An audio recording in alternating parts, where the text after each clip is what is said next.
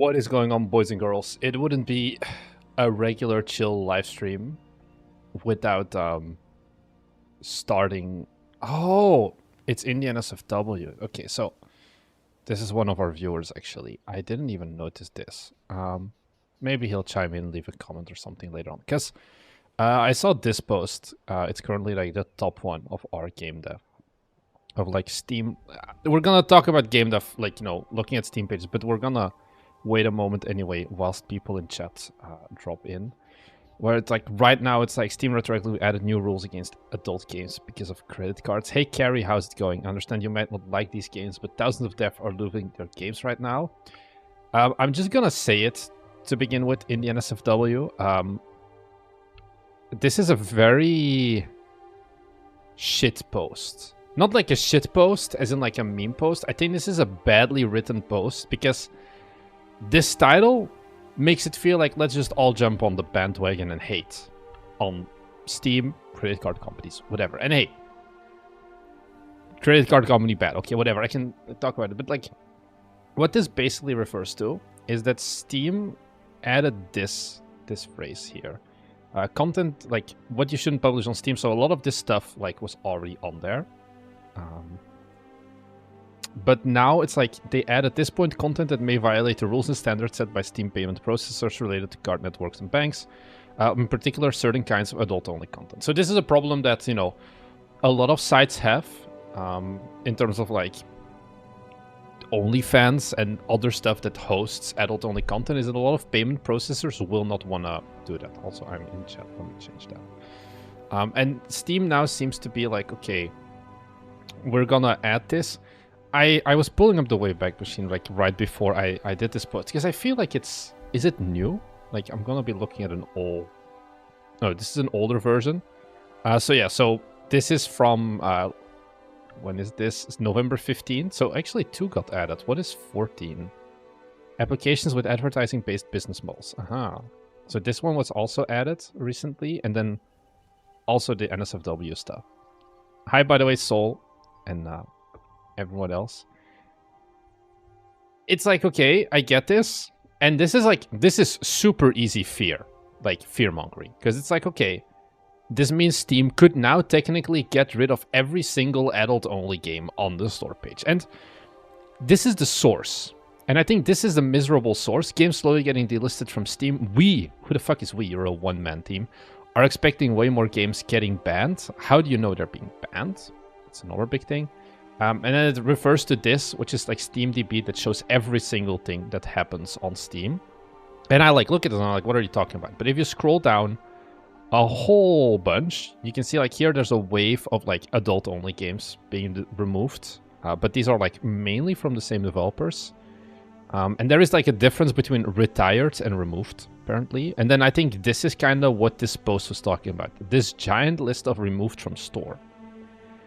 And I feel like this post makes it seem, because this was also 8 hours ago, that they saw this, they saw the updated Steam docs, and now it's like pitchforks out. And to be honest, I think that's not really the point we're at right now. I just want to get this out of the way, because some people in our Discord were like, okay, yeah, can you talk about this? Because I think, you know, especially with like the bandwagons against hating companies with stuff like Stop Killing Games. It's like, this is very much, you know, it's Reddit comments also of like, you know, we hate credit card companies and whatever, it's fine. But I think it's kind of an unbiased take, not an unbiased, you know, it's a take with no real evidence to back it up, except the evidence is, oh, there were a bunch of games removed from the store that were all like, you know, these are all in the same game thing, basically. Hi, by the way, Frankie Davidry and Fabian Bulldozer and all the other people. So right now, my stance on this, should you want to know it, is I feel like this right now has too little information and you shouldn't start like going crazy about this. Dev has a bias, of course, because he's making adult games, which is fine. So yeah. Hi, Geert Verhoeven as well. And I just found that there are weak references in C#. Gonna play around with that. My dearest Fabian, I'm just a pretty face on marketing. I have no idea what a weak reference even means. Woohoo, the roasting peace games. Yeah. I actually didn't get anyone to submit their game. Just like some playtest stuff and whatever. So I guess we can look at that. I just wanted to get this out of the way. Now it is out of the way. So we can talk a bit more about it. So guys, if you have a store Steam page, just yell the name, I would say, in chat. I have like some that I just want to go about because there was here. This one. Demo feed. It's all demo. Like, most people want demos. I don't really want to play demos today. So yeah. My upcoming game is Game with Balls. That is a name. Why do you have a... Oh. Geert. Why? Thank you, by the way, as well, Skake Master, for the gifted sub over on Twitch. Move the Steam Deck to navigate through handcrafted mazes. Yeah, this is an incredibly niche game. Hi, Xadi as well. Did you guys also get the letter for the class action against Valve? Yes. But there's not really much to do about that. So, I mean, this is okay, this is like some interesting looking stuff. This maybe you want a demo for this. And you probably want to just... this is such a small... So did you opt out of the lawsuit or not? I'm not actually sure. Was it opt out or opt in? I basically just ignored it, which means that I am opted in, I guess. I don't really... Can I find something about it?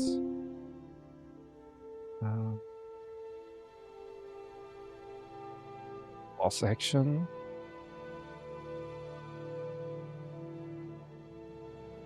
Demo is up for review, but automated review doesn't work if you have main... That does make sense. Yeah, if it's opt-out, yeah, it's like this thing. Look, I'm gonna be honest. First of all, if you get this email, this looks like spam to begin with. Because I am also not in the US and whatever. I don't care about the right. I'm not gonna sue Valve anyway. I don't think this is gonna do anything for us, really. It's just, you know, nobody wins. I think I do share Linus Tech Tips' stance on that. Hi, by the way, as well, AV Nuts. And I think Skake Master, enjoy the train trip boredom. This is a really cool GIF. This is a really cool game, but this is a game that I feel like not a lot of... Is it Steam Deck only? I think you need to... I think you need to be very explicit. Okay, it supports my Xbox controller, but does Xbox controller have gyro support? I definitely would put up somewhere up front, very early on, of like, this only supports like Steam Deck. Because it's like, you kind of mention it here, but because it mentions my Xbox controller, I'm kind of confused about that. Yeah, it doesn't have gyro, right? I think the PlayStation one has gyro, but my last Steam Deck only game sold almost 1,000 copies. Apparently you have a Steam Deck only repertoire. Better with a friend. Hand-drawn minigames that you can only play with somebody else on the Steam Deck. This is a neat concept.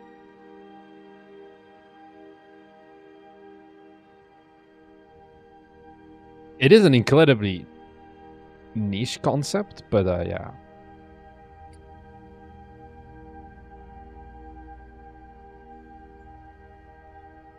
Okay, so Steam page. I guess there's no thing, like Xbox controller is just gonna be the Steam one, I guess, because it's like kind of similar.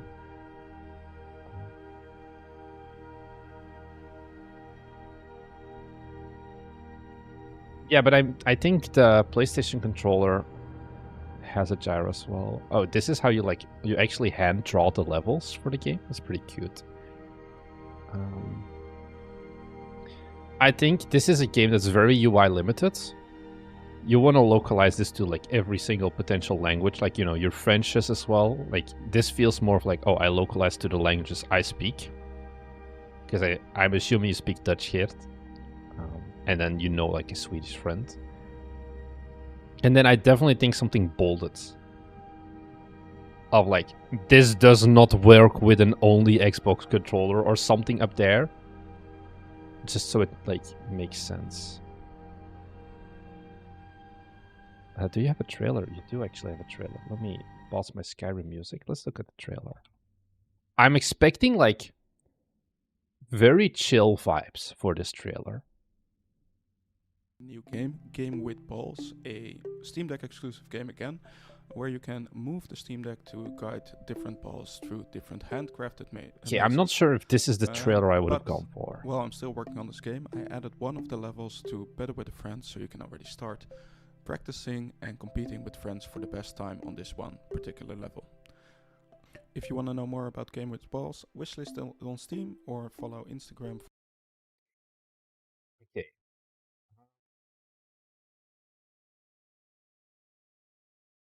So, Void Research. I'm gonna start a notepad actually with all of the Steam pages actually. Void Resurgence. Kamine. I think I would make a more traditional trailer as well. This is more of like a semi-devloggy thing. I think you want a more regular, chill trailer as well, where you got the music nailed down, but it's just, you know, showing the gameplay and things like that. And less of the, like, no voiceover, I would do. Yeah, you can hear the Dutch accent. I mean, this is... Wait, is this... Game again, where you can move the Steam Deck to guide different balls through different I think this is Dutch. Jamison Evan. Hey, Marnix, do you recommend nicotine dependency to improve productivity as an indie dev? No. I also do not have any experience with it. So yeah. This is a very niche game. I think it can work on like the Steam Deck subreddits and things like that with like marketing.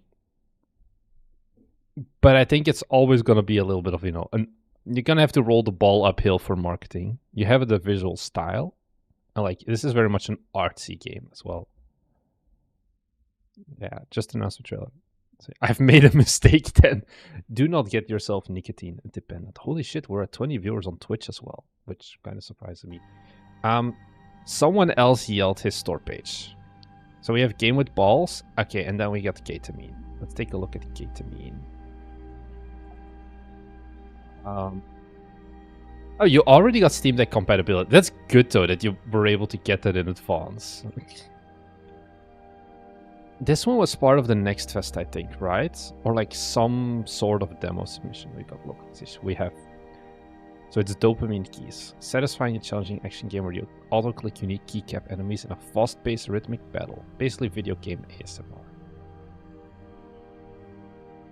The hell is XP? Is it like channel point on Twitch? It's basically like who in this, like, it's the first time that we're doing a stream with this because YouTube finally allowed it for us. You can just see who's like the biggest chatter of the stream, and it resets the next stream. So, Viking Fabian somehow has had the most trash talking on today's stream so far. Okay, satisfying yet. First thoughts is that the capsule really...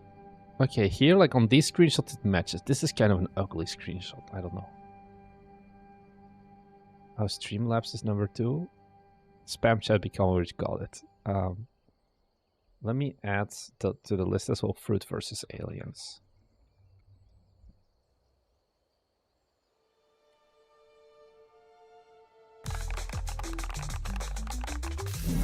This is very keyboard donkey.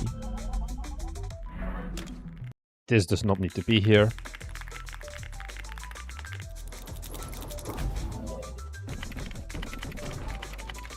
So, I have a stupid question for this trailer. Do I type or do I click? And thanks for the following, Pusa2010.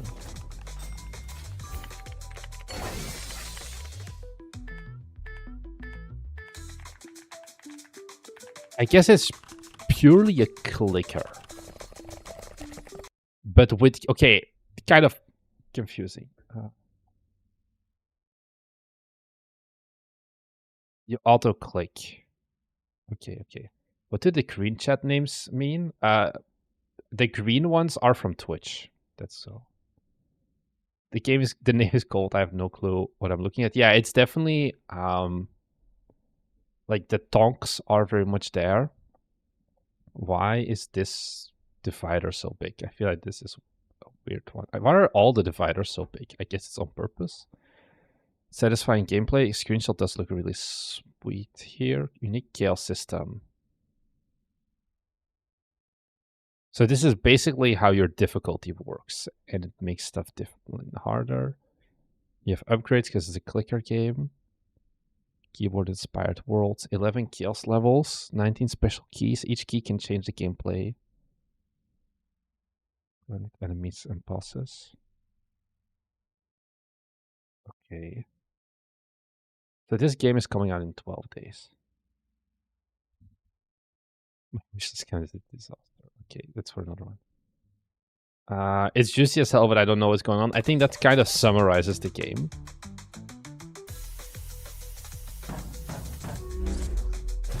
Because it does look really nice.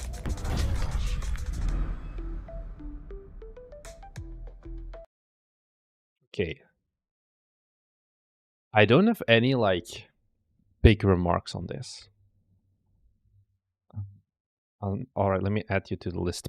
Septus power all. Okay. Yeah. I think the main thing is that,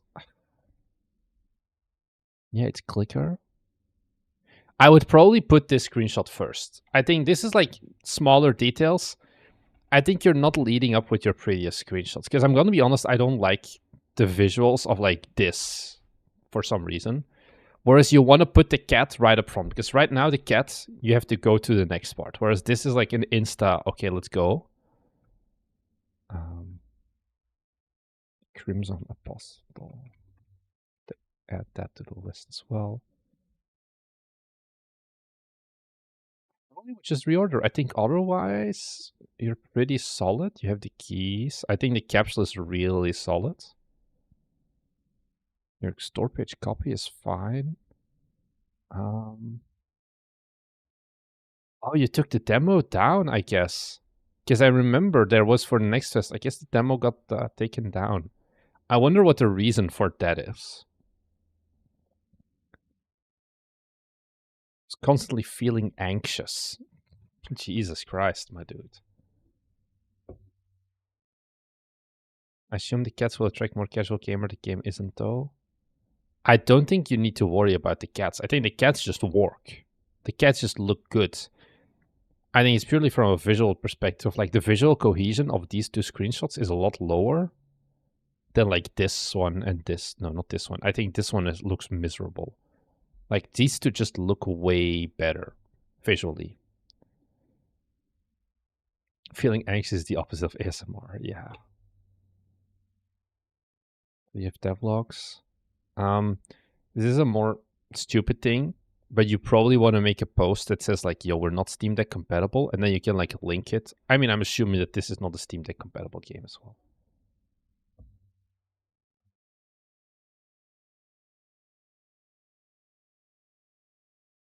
And then you can have it so that it shows like here, these are the developer comments about it, and you basically just make a post like this. 3,300 players during the next fest. Content. Special keys. Looks good. 15%. Okay, I see.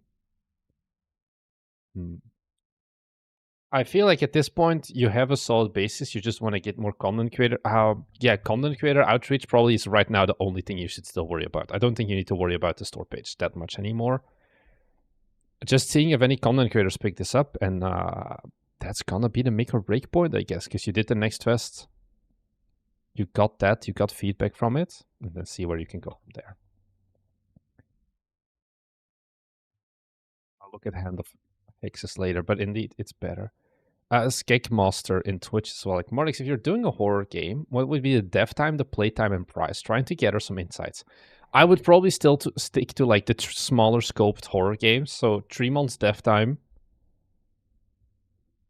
1 to 2 hour playtime. That's kind of replayable, and then $5. It's just for like us, like I don't think like I have it in me to make like an S tier, like, you know, I don't think I'm gonna make like anything Critical Reflex makes, for example. Also, I think I talked about this deadliest picture.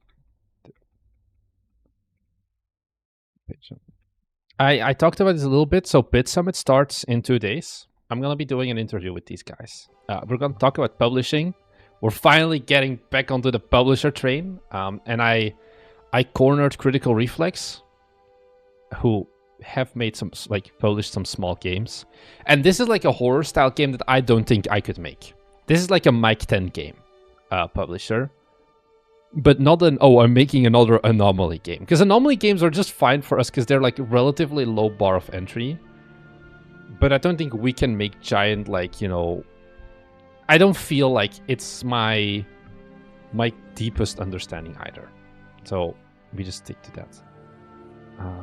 So I hope that helps. I'll turn this a little bit lower. What's the next one on the list? So we had Ketamine. Void Resurgence.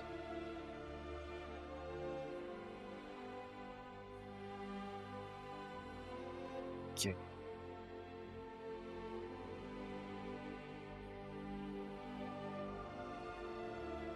Guys, say it with me. It's actually not super piss. But...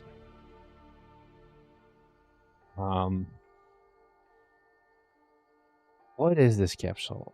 Okay, well, the capsule doesn't even... when does this game come out? Okay, not anytime soon. That's good.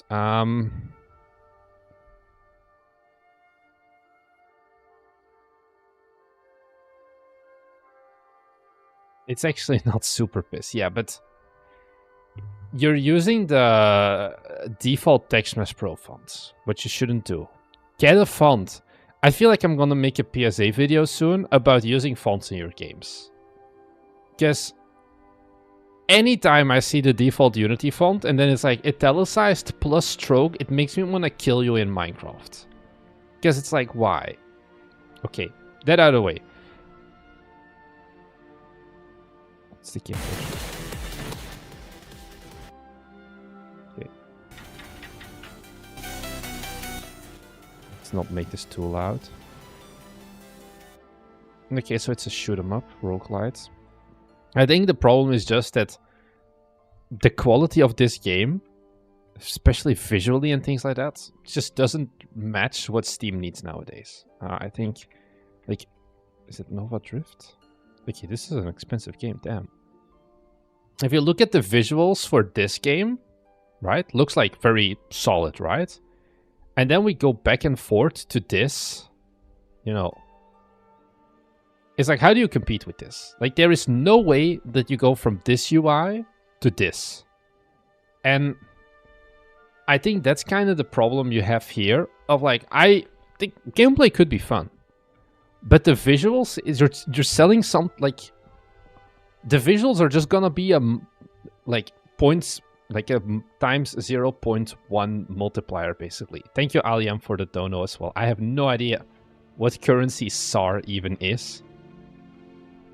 Saudi Arabian Rial. Thank you very much. And I think that's the problem here of, like, we have this miserable stroke word art level text within the icons, which is like, okay, fine, the icons, whatever. But then the brushed metal cards and just an inconsistent UI everywhere. Is this a Survivor's like? I'm not sure. It's just like a roguelite shoot 'em up. Yeah, I guess it could kind of be called a Survivor-like. Yeah.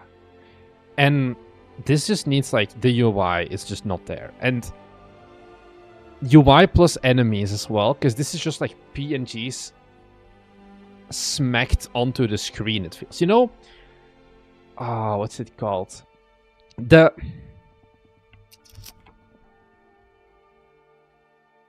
There's this thing. Wait, I can find this. I'm gonna LinkedIn. Like, I know a guy who used to work at like. I once like approached this. Where is it? Aha, this was it. There's this FRVR. I think that's it.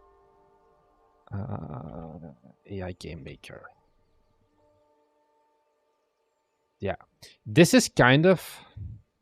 How do we get to it? Can I look at it? Game creation. You know, your game kind of just looks like an AI generated game where, you know, like the sprites are AI generated and things like that. How can I? Oh, God damn it! Did they like take it offline or something? Oh, FRVR Forge, was that it? I feel like they got rid of it. I'm committed to this now. Here, you see here even it has like previews of like, oh yeah, these are the games we're making. Do we have one where it's adding visuals as well? This is 2 years ago as well. You can't see it. This is kind of what your game reminds me of, which is not an ideal thing, I feel, of, you know, because of that lack of consistent sprites. The sprites feel very weird. The fact that your capsule is AI generated, I'm not sure if the sprites are in fact AI generated or it's just a whole bunch of mismatches and whatever. So the visuals are make it or break it? Absolutely. Does a random player really care about fonts if he's not a developer? It's about the visual appeal. Of course they care about the visual appeal. They care about the fonts because these fonts look miserable. These fonts look inconsistent. You have stroke here, you have the... I forgot the exact term. It's also a legibility thing of like, you know, capitalization here, lowercase here, no stroke and modern font here, stroke here. And all of that just makes it feel so amateurish and cheap. No, it's not italic, I mean. Like, if you look for... I don't know if it comes up on stream. Like, the bottom parts of the text are, like, black-ish. So, like, there's, like, an inside gradient and things like that. There are GDC talks on font. It's not even that hard. You just choose one font and you use it in your entire game. And you're probably going to be better off than this already. This is the second channel. Just write your name, and I'm gonna put you on the list for your game. Don't send the link, because Streamlabs will kill you.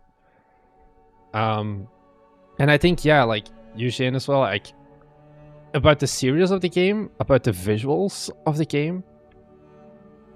It's like, yeah, you could probably pull up a game that has like default Unity fonts and has sold $1 million, but it's part of the bigger problem here of, look, you're selling something based on the visuals. That's the store page at the end of the day. You're trying to sell moldy oranges in a supermarket when there's a box of like perfectly fresh, crisp oranges or whatever right next to it, which is, in our case, is the Nova Drift. And it doesn't matter how much you tell people that the moldy oranges taste amazing and whatever.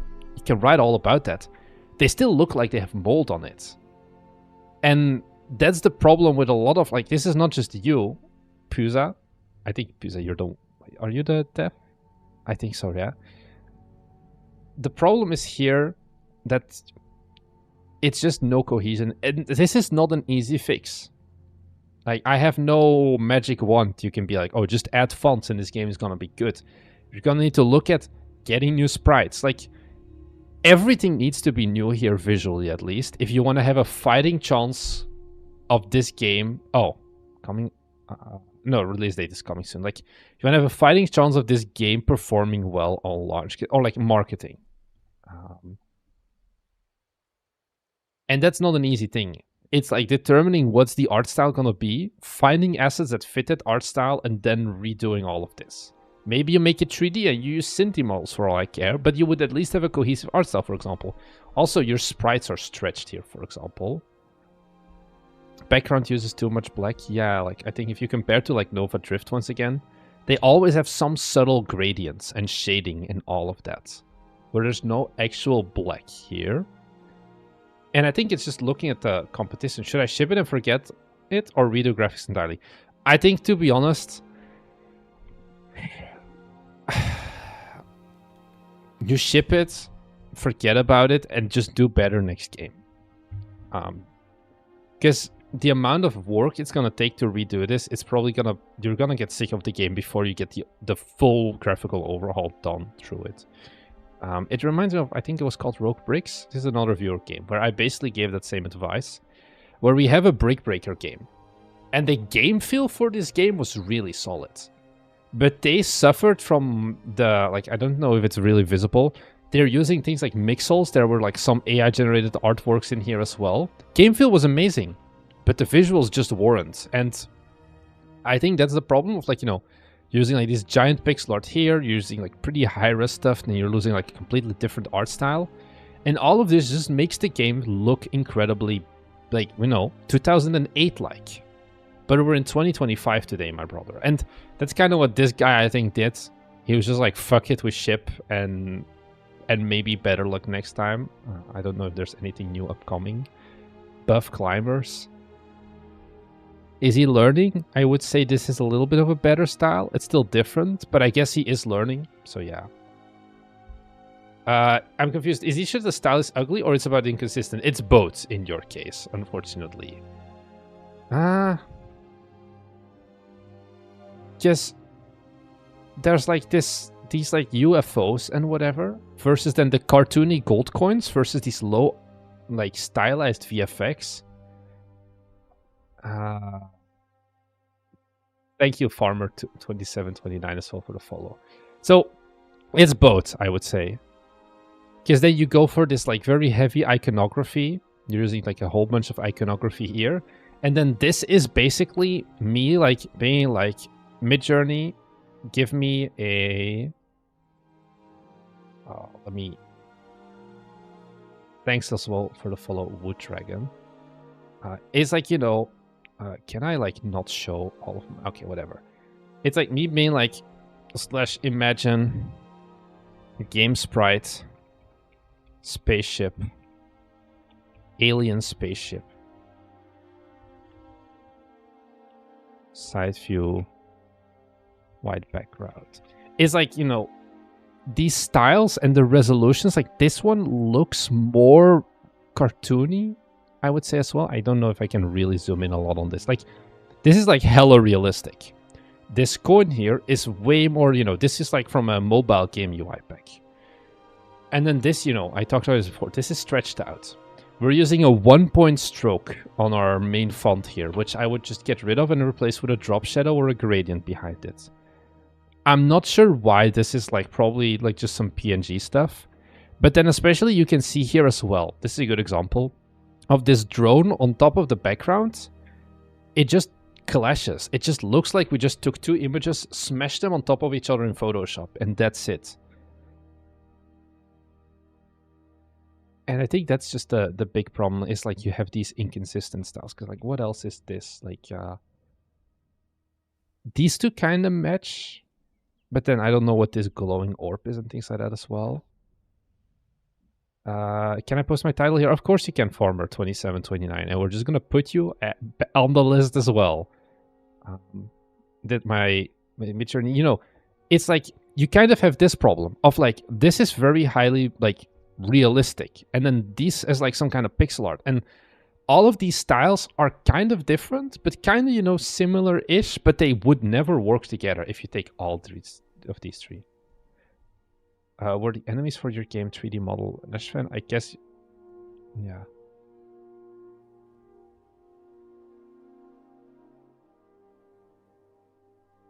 Hey everyone, listening to my Marnix on my left ear and Team's Daily stand-up on my right ear. Don't forget about looking at the mod on one eye.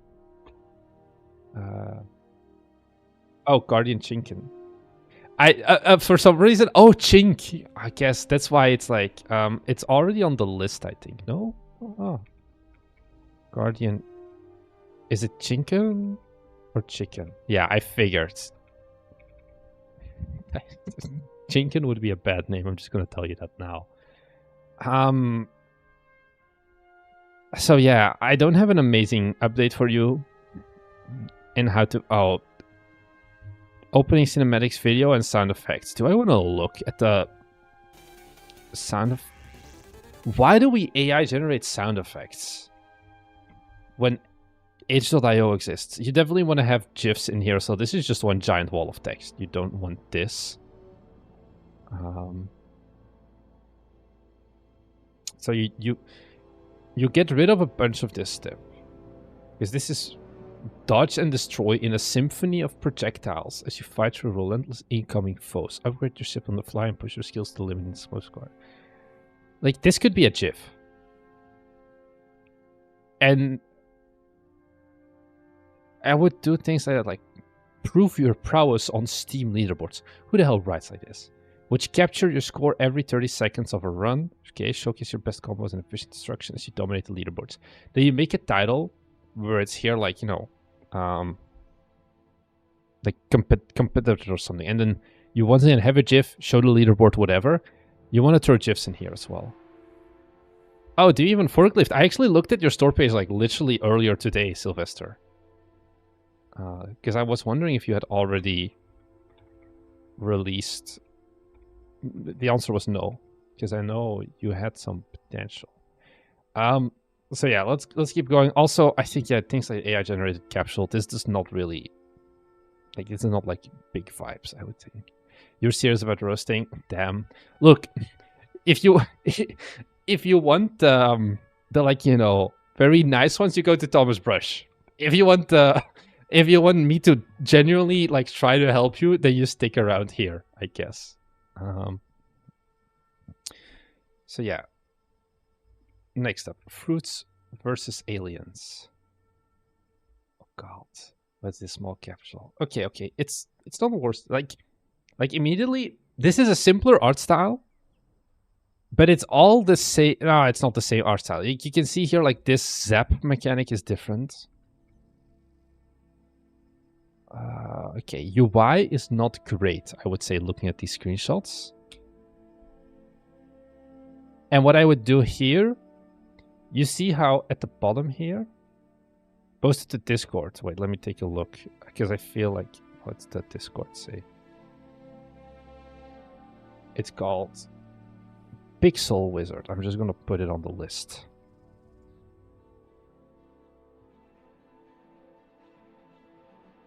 Okay, so the first thing I have here is we have 3 screenshots basically that are the exact same, like looking at small.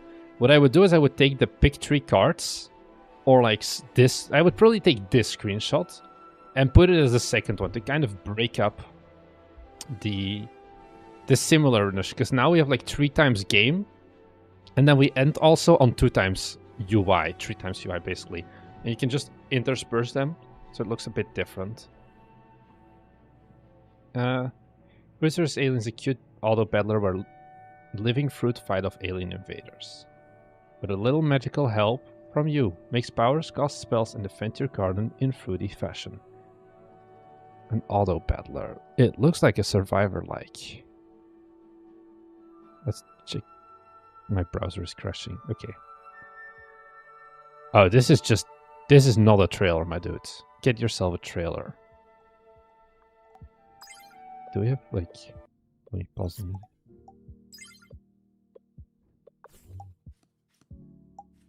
Yeah, you want a trailer, I would say.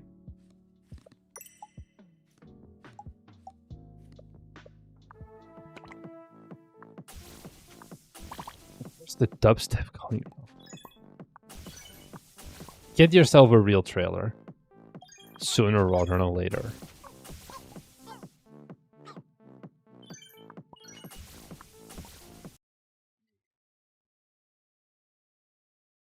Just a minute of the exact same thing. Is there a way to try an expensive environment asset on Fab or another for free? No, that's unfortunately not a thing. But hey, the Unity Asset Store sale is starting soon if you're doing a Unity assets. But also, like, refunds don't really exist on that thing. So you have a demo. It's good. You would probably want to localize.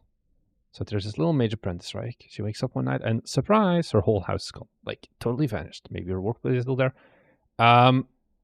This is too long. Like, I know you want to do the lore, but I don't think it should be at the top.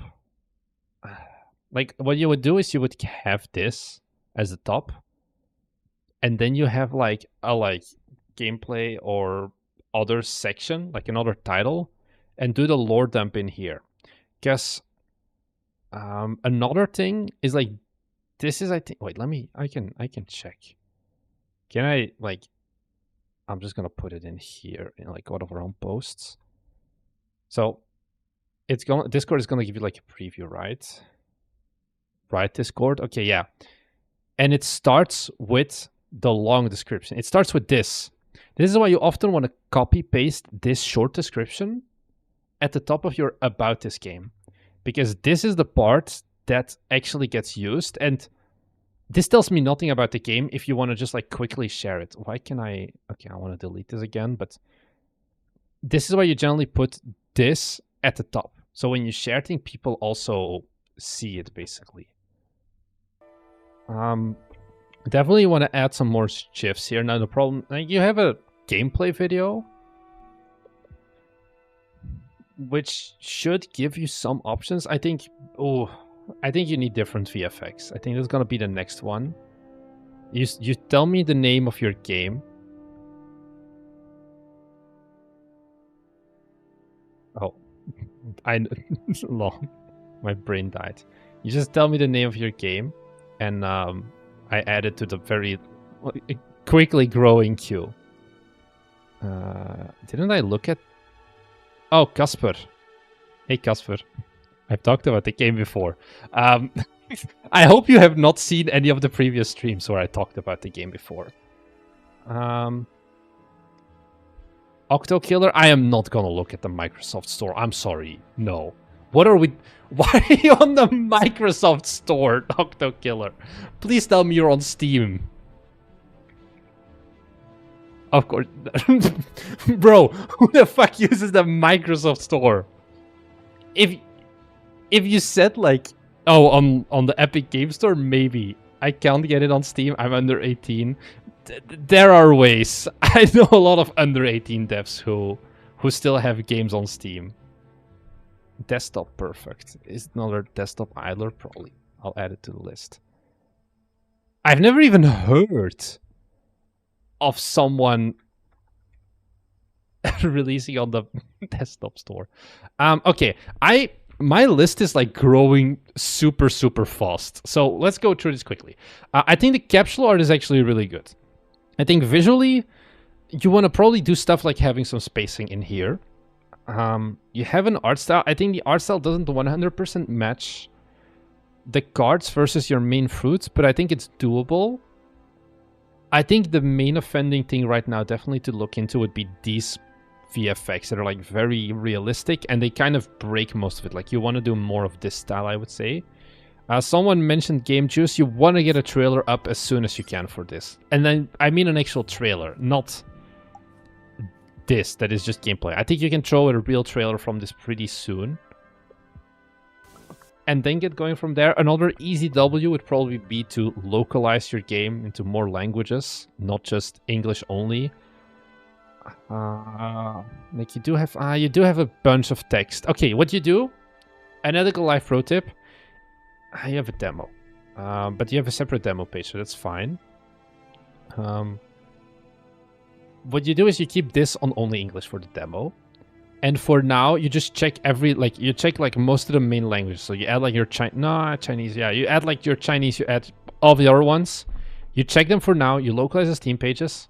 And then you say, like, take a look, like, does the store page, like, does the traffic change? Do I get wishlists from certain countries? And if there is a meaningful number from, like, I don't know, Spain or something,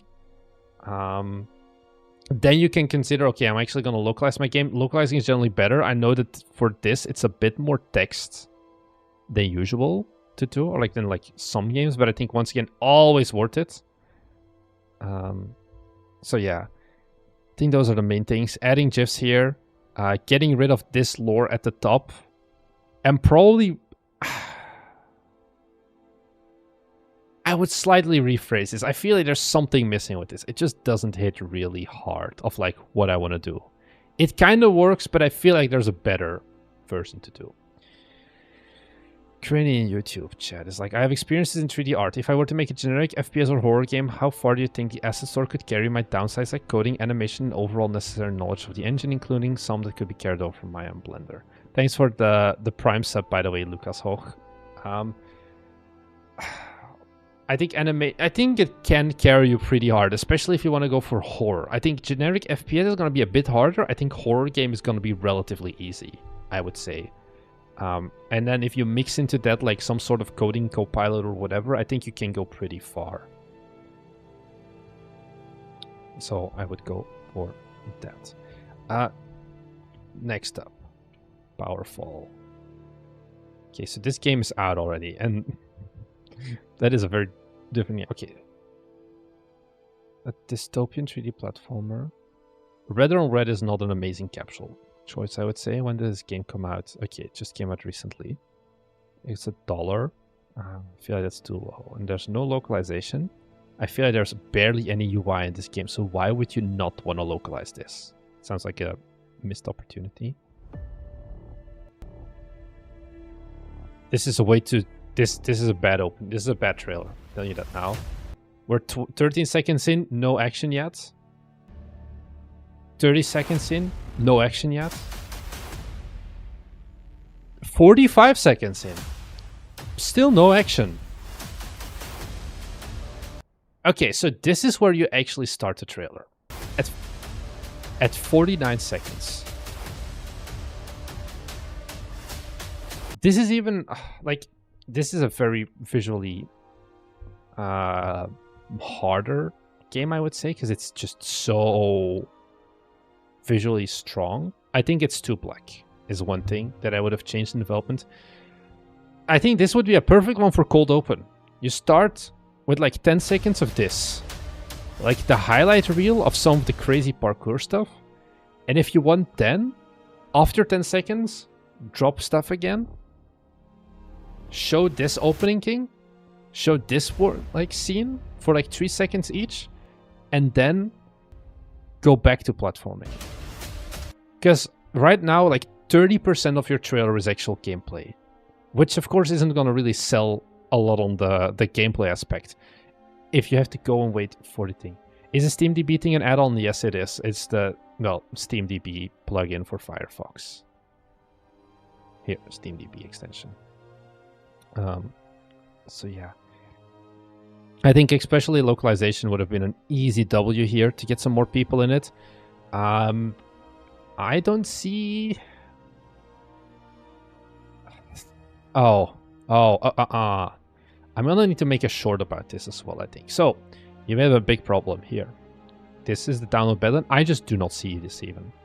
So what you're gonna do right now, dear developer, is you're gonna go to Steamworks. And you're going to go to your game. In our case, it's gonna be Forge Industry. In your case, it's gonna be Powerfall. Okay, follow along. And then we go to Edit Store Page. And then in Edit, are you still here?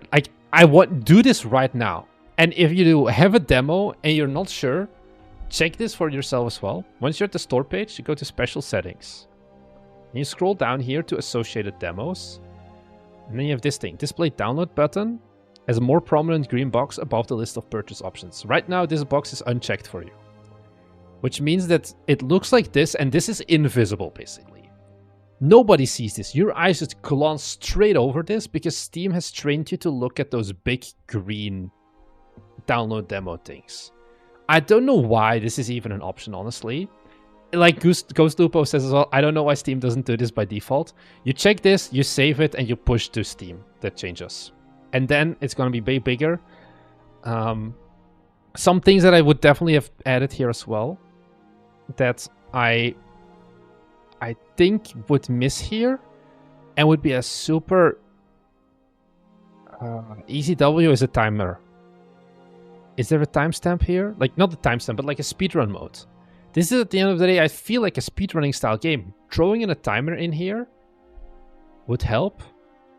Similar games. I think the similar games is also just because it's a 3D platformer. And it's just such a big genre 3D platformer at the end of the day.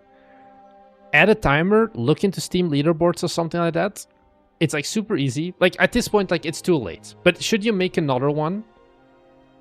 Because once the game is out, you're never going to recover from it, basically. Like, you just have to go to the next game. But assuming you're going to make another 3D platformer, add speedrunning mechanics. It's the easiest thing you can do, basically. Just add a timer to your game and then send it to, like, a Steam leaderboard. And it increases replayability by a lot. So, yeah. No jiffing about the game. Yeah, it's also, like... I think that is the thing, indeed. Like, nowhere on this Steam page would actually really show gameplay. Like, there's no... Like, you know, the trailer is way too slow. Do you have insights like this on your Patreon? Insights like what? I have so many insights on my Patreon, my dude. Let me close some of my tabs. I have so much insights. Make the gameplay faster. Looks a bit slow in the game trailer. Oh. If I go to my own Patreon. Do we have great insights? All I have are bangers. All. I do a deep dive into like all the games releasing. I do a deep dive in how you localize your games. I do a deep dive in kickstarting. I do a deep dive in Next Fests. There are some random videos where I just talk about like a whole bunch of stuff. This is an hour and 6 minute long video about game marketing. This is a very good one. About how to set up Steam. Absolutely. I'm here for you. Everything you should know about Steamworks. 32 minutes long of stuff. I actually say this exact thing of like the Steam demo checkup and a whole bunch of other checkboxes in this video. So yeah, there's a lot of good stuff on Patreon. The answering questions nobody asked for is basically just a video of like things that I want to talk about, like 5 smaller topics that people just don't ask me on stream or whatever, but I still have an opinion about. So yeah, plays gameplay in the first 5 seconds and then cinematic. Yeah, so if only, like, I think at this point, like Patreon in the beginning, where like people are like, who wants to do that? Like right now, it's not even about getting the monthly membership. Like you get it for 1 month, and you just binge watch the shit out of this because it's like, okay, this is a follow-up, 40 minutes about game trailers, so this is like more advanced. This one, everything I know about making game trailers, 50 minutes, is like once again it talks to you about pacing and all of that, basically, of like doing the cold open. What kind of clips do you get? How long should the clips be and whatever? Also, how do you get your trailer on IGN? Like this was kind of like a faster, shorter one, but once again, there's a lot of cool stuff on here. I just want to keep plugging that. Either literally increasing the movement speed. I would probably do movement speed first and FOV second. Is FOV something that I would personally prefer to be a setting? That is for me myself. Did you push the update? Yes, you did. Let's go. So this is that checkbox. Now we have this big one. I want to use an 8-bit art style. Thing is, every YouTube game dev recommends their own videos. Yeah, go Shin. That's right. You will just not find any other game dev YouTubers who will tell you how to get your trailer on IGN or game trailers. So, up to you. You know what I say? I even say this in the last video of like every single game coming up. 50% of developers aren't even trying to market their game, to sell their game. And it's people like you that's just not even competition that we should worry about. It's part of the 60 games a day, 30 of them are just ass to begin with. Hi Byte, can you add my game to the list? It's coming up to EA soon. I would love some quick store page feedback. Mr. D-Boy, then let me know the name of your game. I think honestly, Powerfall, don't spend more than like a few more weeks on this. It's not going to recover. Just make a new game, make a better game. Nobody tells that. Peter SVP, I've got the emails. I have the email addresses. I'm just like, you know, why would I share them for free? Because I do still need to eat at some point. I do still need to pay stuff myself as well. It's not just they will notice you if you have the relationship. That's one way. There are other ways. How do you think like PR agencies can do it for you? They know the emails. And that's the point. Once you know the emails, you have a very big leg up. Oh, is your game called Mr. Farmboy? It's a very fake name. Okay, so Powerfall, check. God damn it. How long am I going to be streaming? Probably like 17 hours at this rate. Crimson Apostle. Okay, Horror Escape Room. Visuals look decent. So, prequel to the novel Dracula, you play as Renfield. I think this is not a good thing to have in your first sentence. Because I know Dracula. Okay. But I do not know who Renfield is. Basically. Solve puzzles, survive the trials of enigmatic Countess Dolingen of Graz. Once again, who the hell is this? And how do I know it? And escape the horrors that haunt you. Both outside and within your mind is your fate written in blood. So I feel like the problem is just here. You're throwing in so many terms at me that I think I would get rid of some of these names. I would keep it like a prequel to the Dracula. I would say like, you know, set in the Dracula universe, which is easier to understand. I've never read the novel Dracula. I just know Dracula. Get rid of you play as Renfield. I don't know who Realmfield is. Can you describe to me what Renfield is? This is a very big wish list on Steam button. I don't know. Okay, whatever. You do not have a trailer. You do want to have a trailer. Add a trailer sooner rather than later. Because I feel like you probably have some... This feels like a very different image as well than this one. I'm not sure. Like, this almost feels like a different game compared to the rest of the screenshots. The rest of these screenshots... Oh, this is like... There is not much game yet, I see. Because you're repurposing... You have 5 screenshots and 2 of the screenshots are basically the same. But this is just... New 2 donation from Peter's VP. Here's a Ko-fi from me to another indie. Thank you, Peter's VP, for the €2. Thank you very much. So I feel like you have an environment. I'm gonna be honest. This feels like a different game with like the post-processing, the lighting, the motion blur, and all of that compared to the rest of these games. This feels like the game you're actually making, and this feels like, you know, the showcase image from an asset that you just took as your gameplay. You have a giant wishlist on Steam. I don't know. This is just very white. I would get rid of it. I think it's kind of fake. You're using this just updated kind of weirdly. I basically like your changelog. I think you shouldn't do it this way. I think you should use the Steam news announcements instead. And yeah, there needs to be GIFs and gameplay. I think this is a very, very raw and early Steam page. And the benefit is at least like you're using PVR's high poly style graphics, which makes it easier to make it look good. But I think there's not enough gameplay yet for you right now to actually show any of the gameplay. Because this is once again the exact same thing as the short description. Capsule-wise, you're pretty okay, honestly, as well, through the art style. I think you now just need to focus on the game. And I think as long as there's no game, you don't really have much to market. So I would focus on that. Steam Deck compatibility unknown. Yeah, too early for that. No discussions. Yeah, makes sense. Do have localization, which is good. Xbox Control Steam Input API is good. Yeah, I think just make the actual game now. You have the store page up, but you're just missing the game stuff to make the store page filled up. And then rewrite your store description. And I would just get rid of these 2 just updated sections. And things like that. Ghost Art, hey, I have an important question. Can I put a different map on my demo than on my early access build? Like a smaller map? Yes, this is something that's done pretty commonly for certain games. Like Paddle Paddle Paddle is one game I can think of that actually does this. They've had a pretty good doing like demo. And the demo map is a completely different map than the full game one.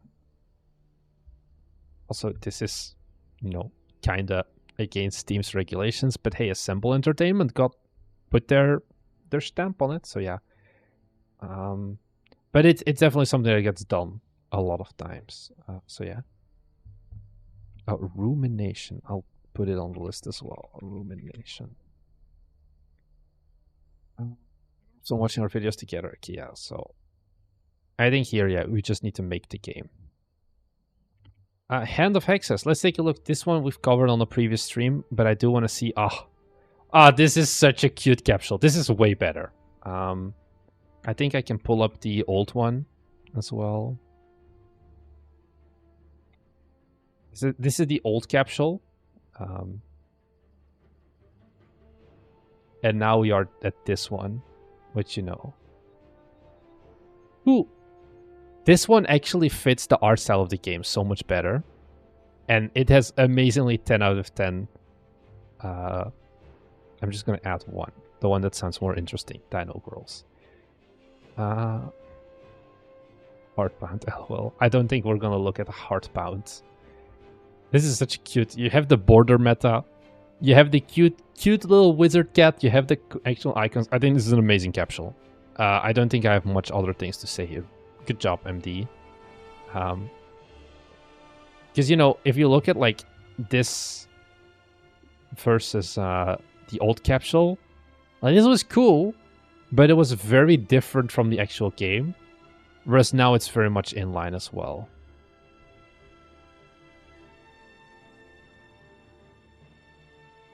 Okay, so it has indeed been fixed. Okay, that was an easy one. Runa Illustra. I think it's Runa, not Rune. Yeah, okay.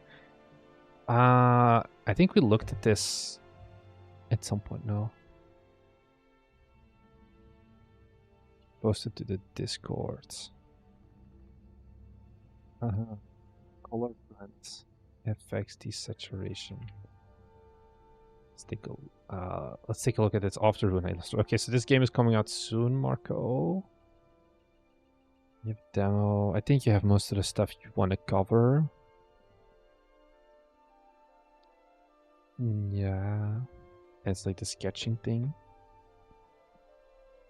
The pen is your magic wand. Draw magic circles, cast various spells, and solve intricate puzzles in a world trapped within a magical book. So what's the game? Is it a story game? What am I supposed to do? What's the end goal here? I think this feels very much sandboxy. Whereas I'm assuming it's not supposed to be a sandbox game.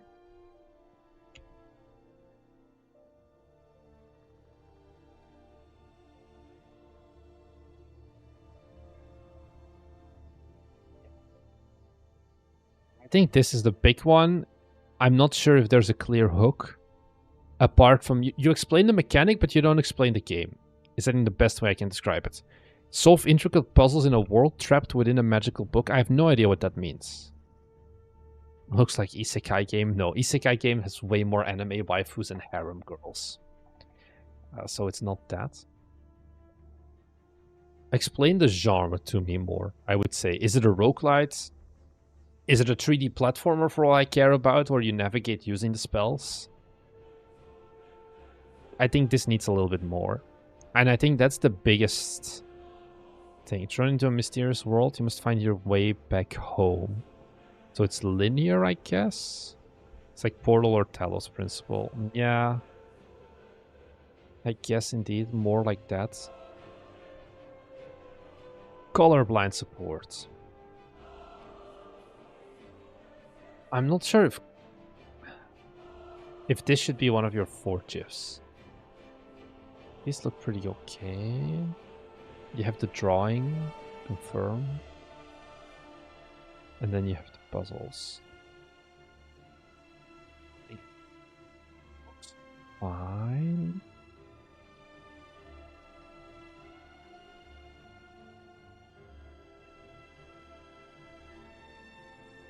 I feel like...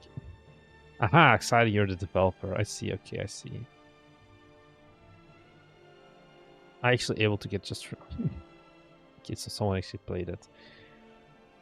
It's like Portal or Talos principle. I still think I would expand on this a little bit more to make it more clear. Where's the pen? I think, yeah, that's... The pen is your magic wand. It's kind of a weird way to describe it, because I feel like what would even be better is to be like the mouse. Because that's how you, like... Your magic wand makes me think about, like, me, the player. I would guess something like that more, because, like, yeah, you hold the pen here, but it feels a bit weirder, I would say.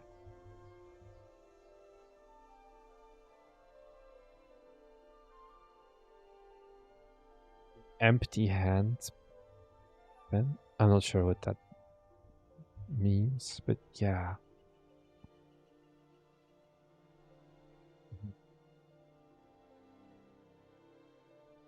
Yeah, I think this is the main thing I would change, the pitch.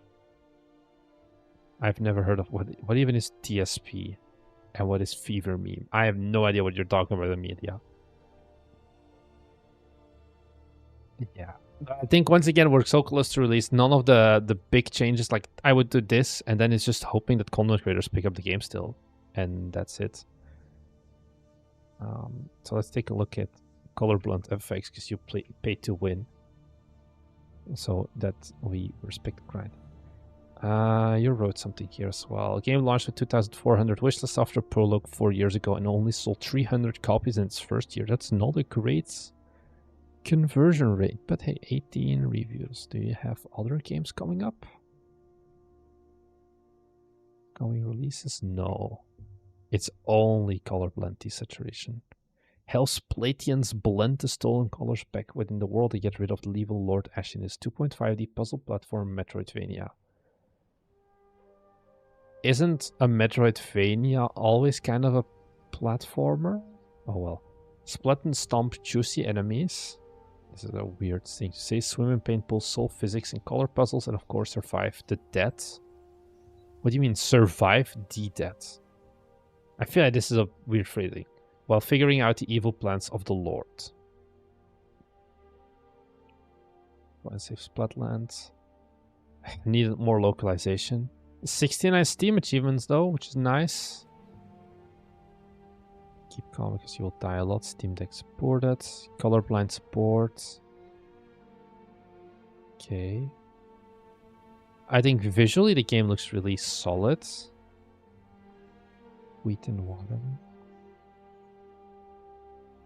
It's kind of like Splatoon, I guess. With the Splatland as well.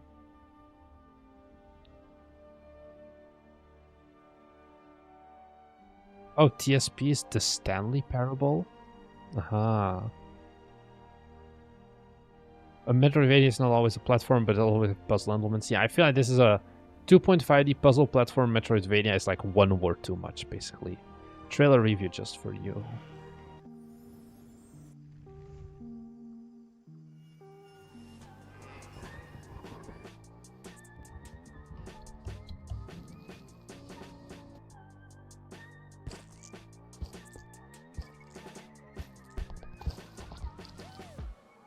Okay, so I do not... These transition screens, I don't think fit the game.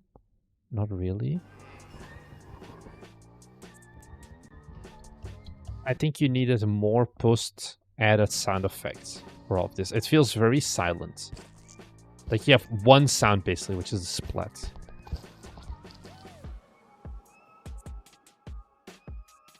I think the song is a bit of a weird choice as well. Because you're doing a trap beat.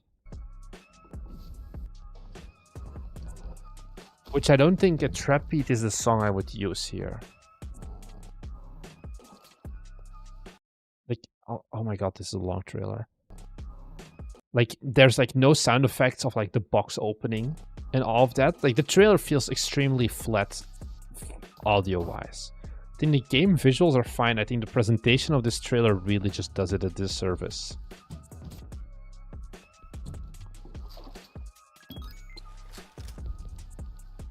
Trap for boss battles and then lo-fi.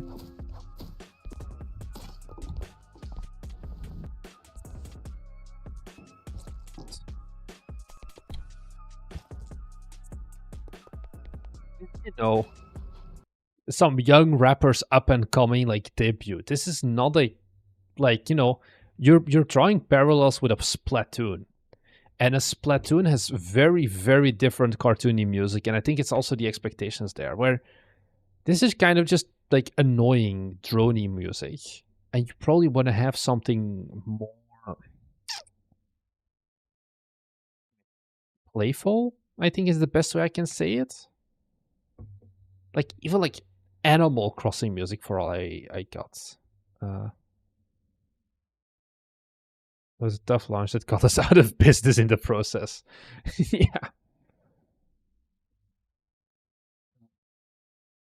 Font is hard to read. I think font is... Yeah, like, I think it's just sound effects for all of this, definitely. I didn't hear any music. Oh, maybe it's because it's pretty silent.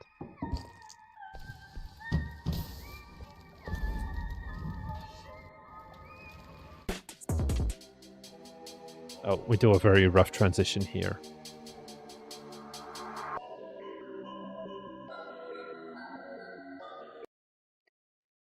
It's like a year ago, can it be revived or needs a sequel?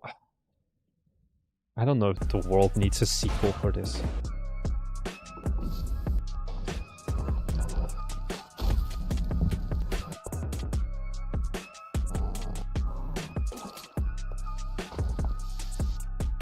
I'm not a trap dancer. Let me tell you that much.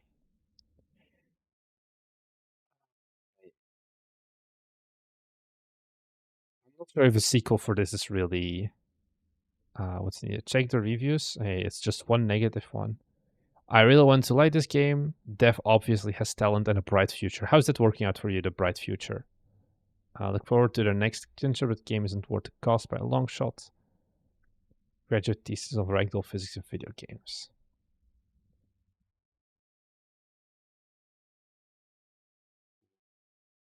Too many in-jokes. Title is terrible. They thought it was a DLC.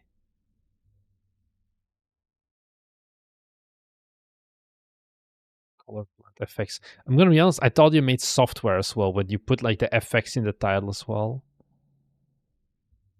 Slow movement, background. Jesus Christ, he wrote a lot.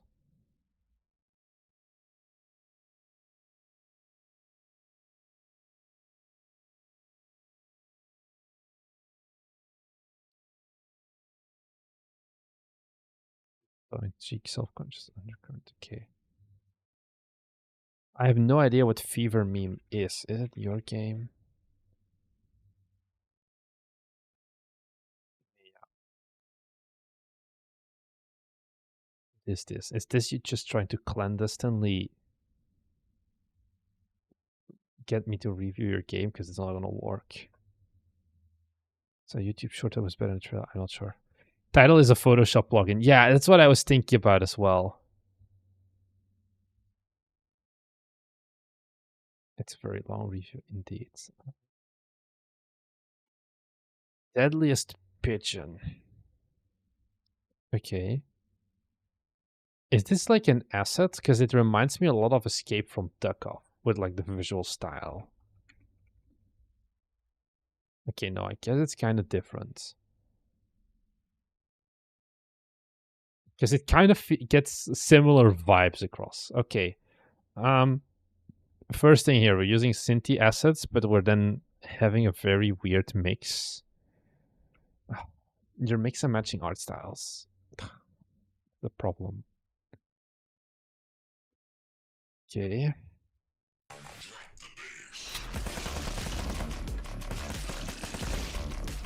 Feels good.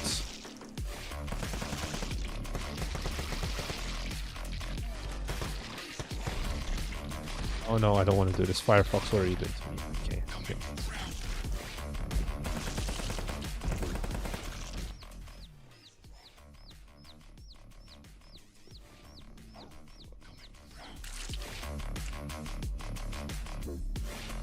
No lore reason. Okay, these hands are kind of funny as well.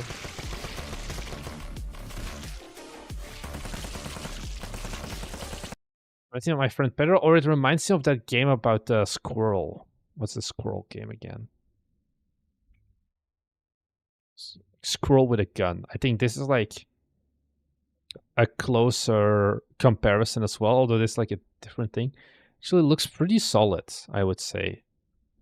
At first I wasn't sure about the visual style, but you clearly, like with the hand reloading, have gone crazy enough. Trail was, I think, in a good way. You have a demo. You have, yeah, I think good shifts. Like, you know, when you have hands like this, it immediately like takes away. You know, it's a shitpost of a game, but in all the good ways, I would say.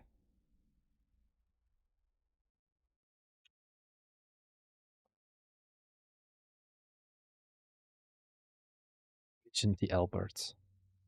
What Pigeon the Albert? Albert the Pigeon? Who says Pigeon the Albert? I'm not sure. Dev was actually in chat, Lamau. I think for all of these things, the dev is in chat, no? Wojak. How many wishlists this game have? I feel like not a crazy amount. Because it's at 26 followers. But the question is how much marketing has gone into this yet? 264? That's of course a question. Like if I look up Deadliest Pigeon, am I gonna find anything? So we hit just like some demo gameplay and that's it basically. So there's been very limited marketing for this game to begin with. So I think right now is not the point to look at it because it's only gonna come out in Q4. So it probably hasn't done a Nexus and things like that yet, which is good.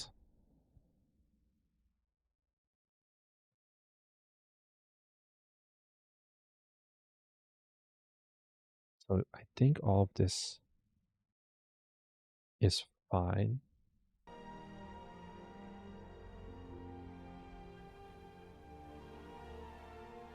Yeah, I don't think there's anything wrong with this. I think this is a pretty solid one. You even got the capsule border, so that's all you need. I think you just need to get this game into the hands of YouTubers now and content creators, and you're gonna be decent. Some people say you need 7k plus wishlist to have a successful game. You think this is true? Yeah, if you want to show up in popular upcoming, which is gonna be a big push-off thing. I saw Pirate Nation post this like a day ago. Ah, I didn't know.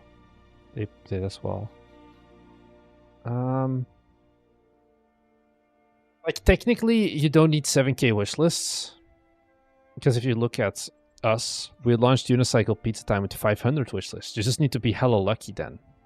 Where's Unicycle Pizza Time?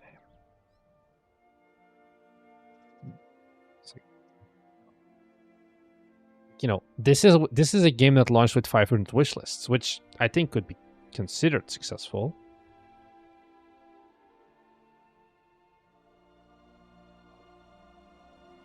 And now we're at 4,000, but you generally you want to get more because this is incredibly risky. If you're banking a lot of your development on a game, you want to get a high amount of wishlist, and it's like pull up PowerPoint because I talked about it in the latest Patreon video. Let me just pull up the. Like I said, these are like a bunch of the stats for these were all the games that came out yesterday, and this number is that like estimated wish lists according to Gamealytic. And there's like 4 games that are sub 10k, and all of them are like 8k, 8k, 8.5k, 8k. And then everything else from there is like a few of like 11k, 18k, 14k, and then it goes up way more. But you kind of need to get these numbers if you want to have a strong chance of release. Because I think right now, maybe it's a little bit too late, but I think Reclaim the Sea finally dropped out. Let's take a look. Yeah, so Reclaim the Sea is still in here now, which is giant visibility, like that this developer has been able to get because they're in here. But it required them to get in with 8k to begin with. And like same with like some of these other games, like you basically, to be successful on Steam, you need to be successful on Steam. And that's why people stare themselves blindly. Of like 7k in this case wouldn't have been enough, because you would have been outperformed by Nightmare Shift, Reclaim the Sea, and some other ones. But it depends purely day by day. You can see in advance if you go to like popular upcoming, and then upcoming releases, and then popular upcoming releases, you can see all the way into the future if your game is going to release like kind of soon. So for example, I think Gorilla vs 100 Men by Grot, it has 14k wishlists, which means that you can already see they have a guaranteed spot in popular upcoming. And then from popular upcoming, they're probably going to go into new and trending as well, which is going to be a few thousand wishlists. And then also help with initial launch velocity as well. And that's kind of where this thing comes down to, why you want to go for those numbers. Because if you're in this list, you're always going to be like a leg up.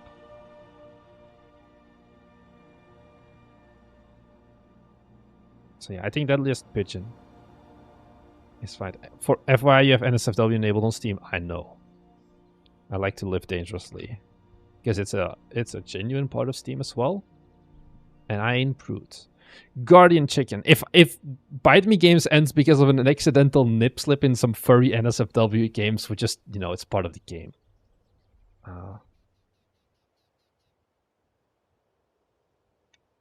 Guardian Chicken. Okay. It has a good art style, to be honest. I think this is a solid art style, although it's kind of different one. Build towers, grow crops, and stop a mad scientist's undead army in this chaotic comedy-filled tower defense game.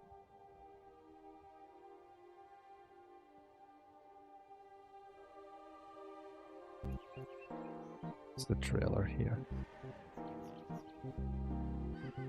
Let's just pause my music for a second.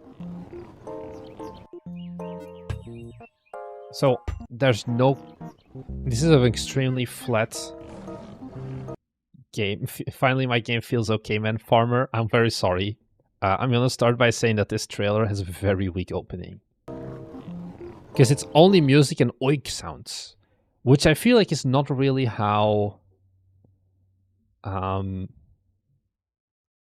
this game should sound. With oink sounds. Like here we have some sound effects. Okay, it's fine. But like there's no impact. Where's the game feel? I think that's the big thing here that I would focus on now, is having a trailer with better game feel. And even you just fake this. Because this looks like kind of a surprisingly deep, like unexpectedly deep game. But I think the game experience itself, the game part of the game isn't good enough yet. It's like a mechanically strong game is my guess, but it just doesn't feel like a good game.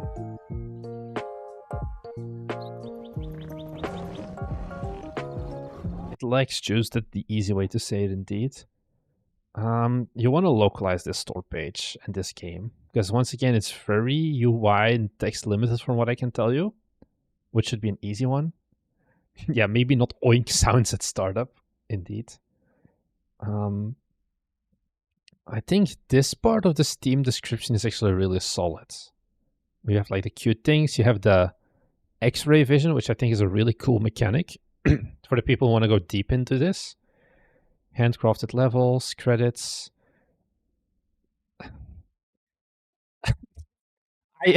I don't think you need to write this stuff here. Oh, Raylib, that reminds me. Raylib 10k followers. Wait, Raylib X. Did you guys see this amazing, this honestly absolutely amazing take by the Raylib developer? Can I look up 10k or was it 10,000? Here. This was a recent banger by the developer of Raylib. My recommendation for indie devs starting their first commercial projects: build a 10k people community first. Which has to be some of the most insane comments that I've ever seen. Or like, it's oversimplifying some things as well. Because like, how the hell do you build 10,000 peoples if you don't have a game to begin with? So yeah, I would... This was just a funny thing I wanted to share. Anyway, let's go back to, what was it here? Like, also, you just bought an asset, right? Like, you don't need to disclose assets. Oh, visit the GitHub credits page. I would just drop this part. I really think it doesn't really... we are sure he's not being sarcastic, because he doubles down as well. My advice to get rich is to have a lot of money first. Yes. So yeah, like, I would get rid of this. Put it in game or something. But not here. Localize the Steam page and say that you're... Oh, but localization is going to be miserable because you're using C with Raylib. Well, that's going to be 4 months of development time tacked on because we're adding localization. But you kind of want to add localization for real, though. I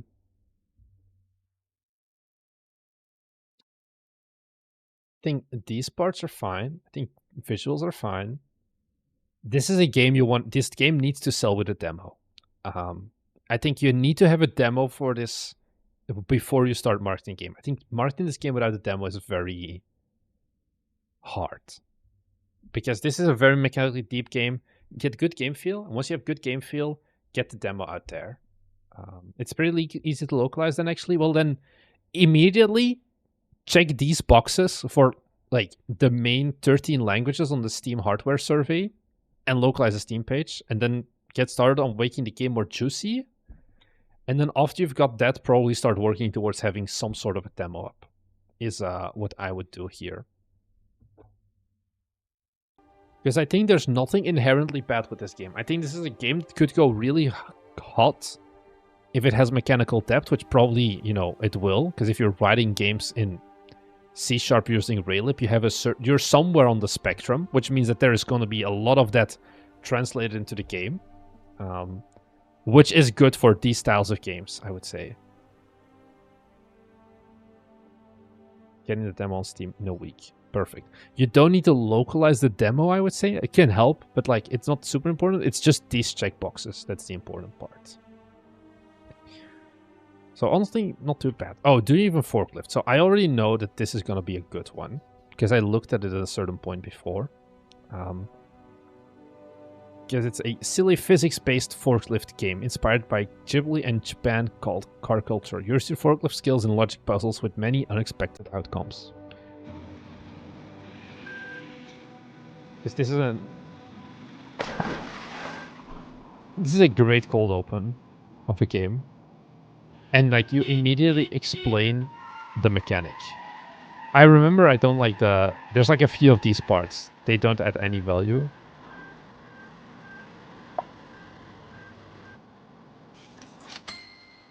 They drive around, it's fine.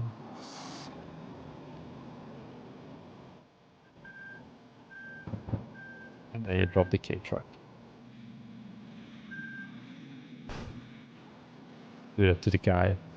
But overall, I think there's a big label. Yeah.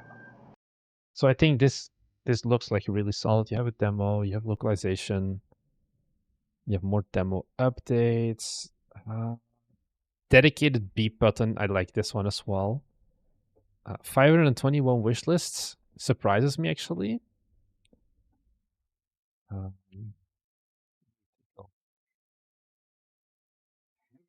Has this had any content creator coverage yet?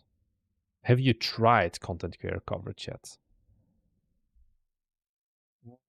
Just like people, I guess, who silently picked up the demo, but not like you trying to reach out to people and be like, hey, play this. Okay, so you made a short.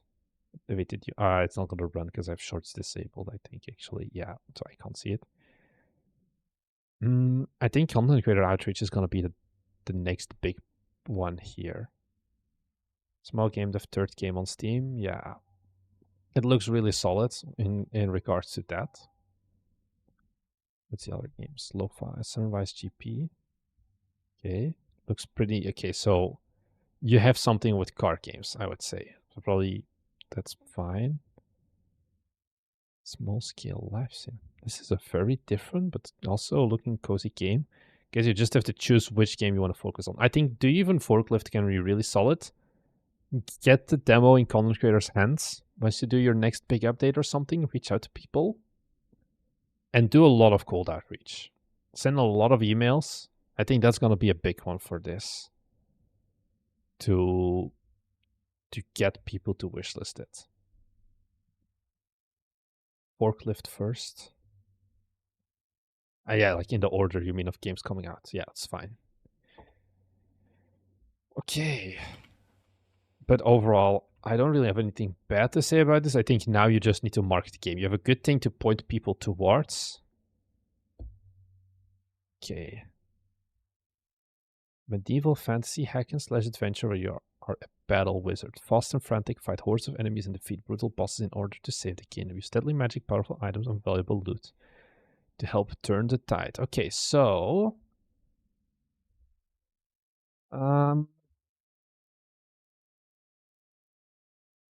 it's It's art. I think main problem here, when we look at some of these screenshots, just pointing out the game, is where you have this mismatch.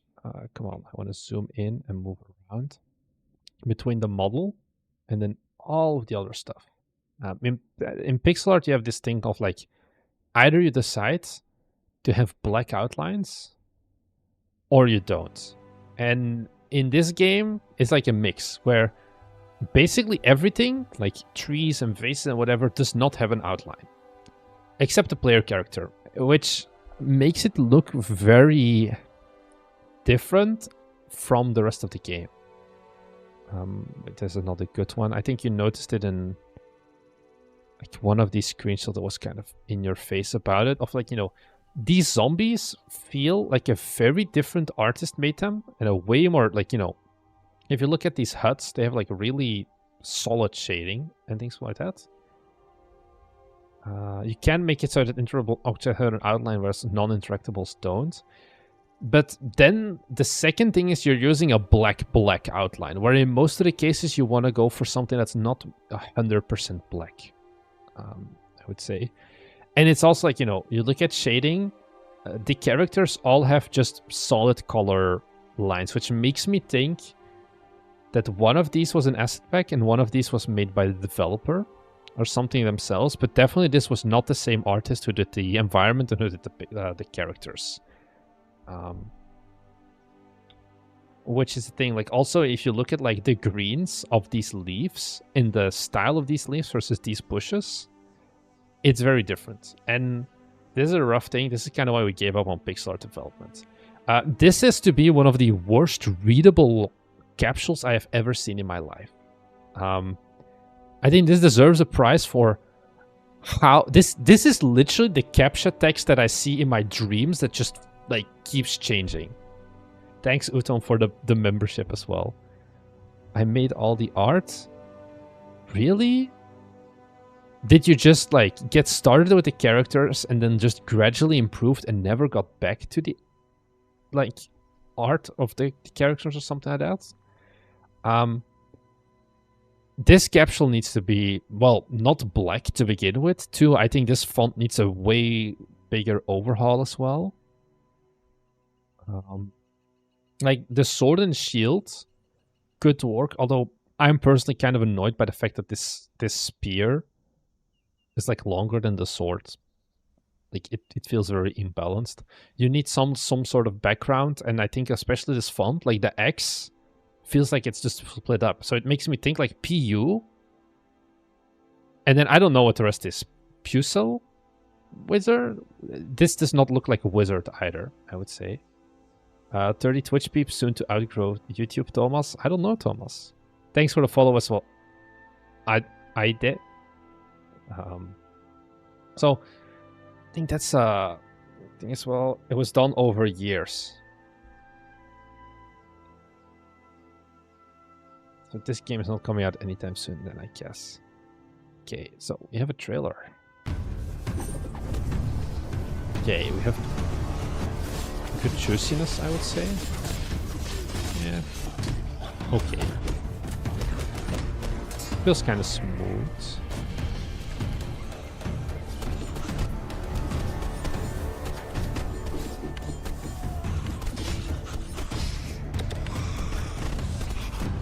I think it misses a little bit of framing of why we're playing the game.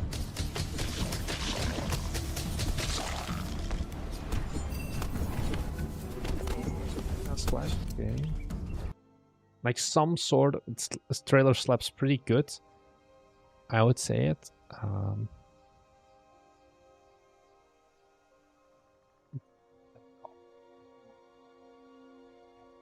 pixel art SFX in a pixel art game. Oh, like it's not 8-bit SFX. I don't mind it personally. Or you're talking about VFX? I think VFX there is like some. The VFX don't really feel amazing.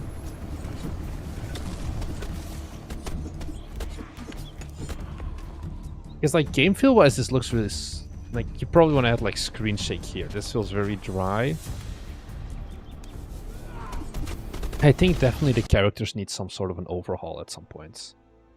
I think overall the trailer definitely like has a leg up in terms of its action, and it's pretty good. I would probably try to trim it down to like a minute 15 tops. Minute 15. And then look at the characters, I would say, honestly. And then look at VFX. I think VFX is one thing. Maybe it's a deliberate thing. But especially like some of these like fire VFX and things like that. Like this one is okay. There was some other one with explosions. Let's see if I can find it again. Like this very basic. Where was it? I think it's the next scene. Come on, give me the fireball. No, like this one. This feels kind of out of place, I would say, and doing that in pixel art is kind of hard. Powerful spells, yeah, 30 different enemies, 6 brutal bosses. Screen shake is even a thing. Screen shake on or off option. Why did you not have it open, like on for the trailer? I think is a big miss. Full Xbox control support is fine. You localize this and you redo the capsule. I think those are the two first things you want to do. Once you can always localize, and then this capsule needs a full overhaul and all of that.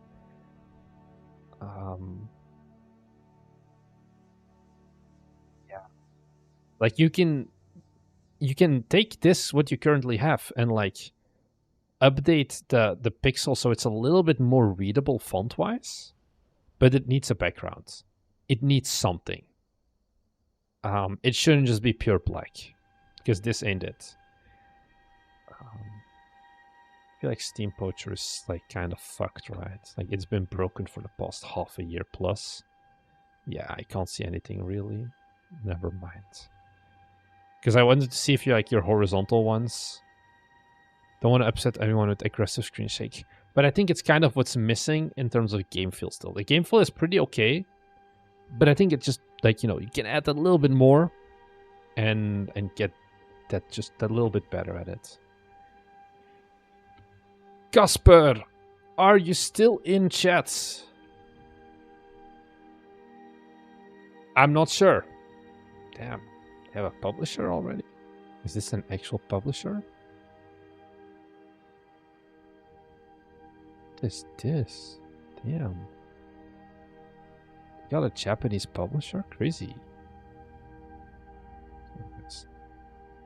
Marketing. Okay. Game publishing. Didn't know they did that. I think that's a pretty big double. Oh, they do actually have a decent amount of... Oh, yeah. They very recently got the publisher. Respect the Japanese publisher, yeah. So yeah, that's what they're doing. New here, well, the solid one, I guess, to get a publisher. Look, the main problem that I have with this game, and I've talked about this at a certain point, is like, you know, we're taking the friend slop, which is fine.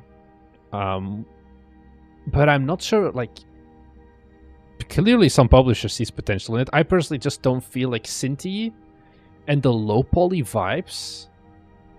Or is it like growing on me? I think making low poly scary, and especially Cinti graphics scary, is going to be a challenge. When there are so many other ones already out there.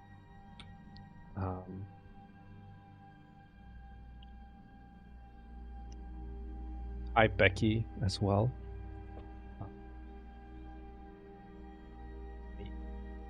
Look back. What was the trailer for this? So we have a teaser.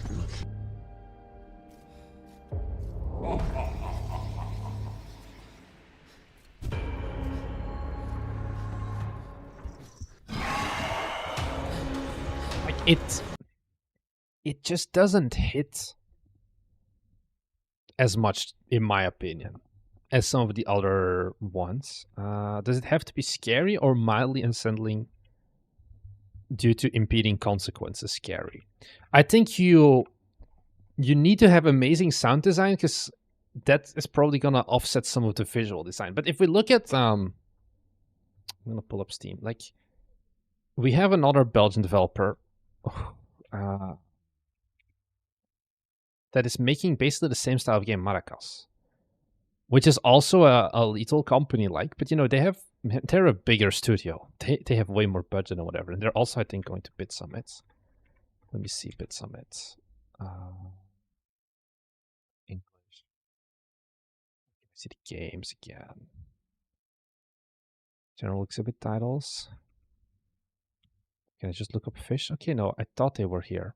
Because there is like a Belgian delegation here. Never mind, I guess. Where here, you know, it's also like kind of cute. But it's also scary. Yeah. It can work. I just feel like for the capsule and things like that, you're working with the debuff of Cinti assets. Benefit is there's a lot of Cinti assets, which makes you have this background.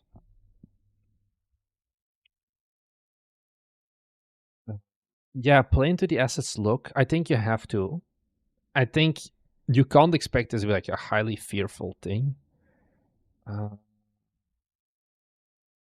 But I think, you know, especially Casper, let's not kid ourselves. If we look at the Belgian game dev scene and what Auto Interactive is doing, like you have a certain level of proof of like this game is probably going to have a better fighting chance than most other games. Just purely on the genre thing. The game picture suggester, which can be scary for a younger audience.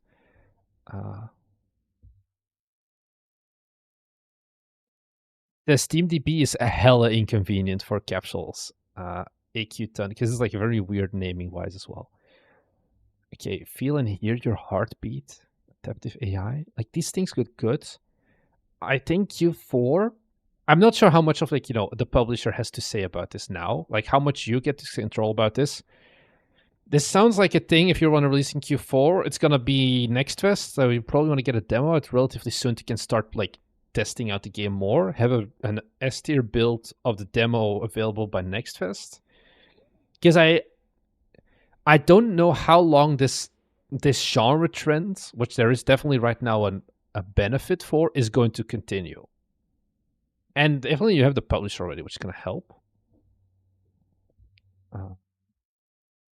I don't think if PS Core post-processing, maybe some like heavy film crane could work.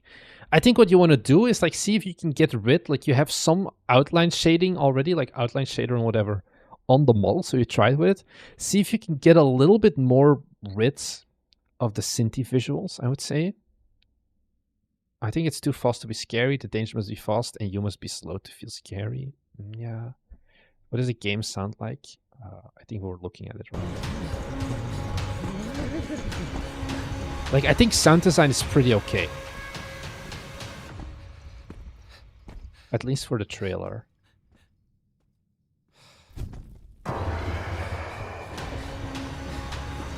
Yeah, you fucked my dude.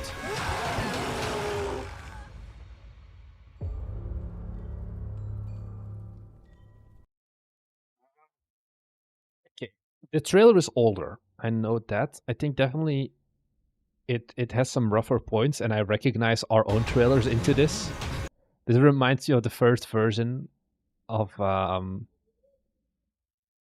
what's it of the launch trailer for Overtime Anomaly. The first version with it, we also showed this monster, or like not this one, but like our own monster at the end. And a lot of our audience was like, "Bro, stop that! It's idiot."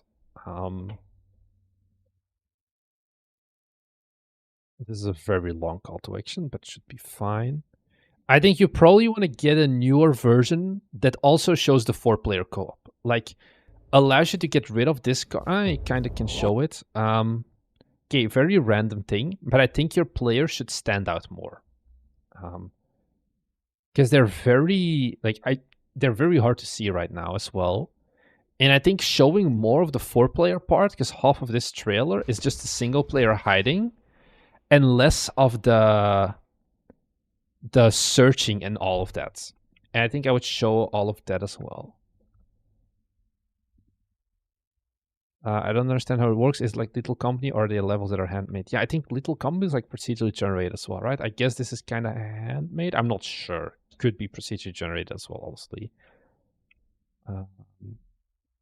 Because I think, yeah, that's the thing. Like a Little Company and a content warning, you have a very clear reason to like replay. Because every time you're going to clean up something or you're going to what's the thing in Little Company? I'm not exactly anymore certain, but like you have like an intermediary space and then you dive into the dungeon basically. I'm not sure how this one does that. Of like, are you always going back into the same dungeon or is it more of a one-time thing you try to expand? They say the first week of Steam page classic is crucial to teach Steam algorithm the game has potential. I think that's absolute dog shit, and I think Chris Sikowski has talked a lot about that. Your Steam page itself, your Steam page launch does nothing. You need to bring content, and you don't teach the algorithm. The algorithm keeps updating based on like rolling windows of what happened in the recent time. Okay, so what do I have to say about this? New trailer. I think new trailer is going to be the main thing for this. Yeah. New trailer, and then start working on a demo, most likely, I would say. And do it at that. If you had a great game idea, would you stop development of what you're working on? Depends on what I'm working on and how long I'm still going to be working on it.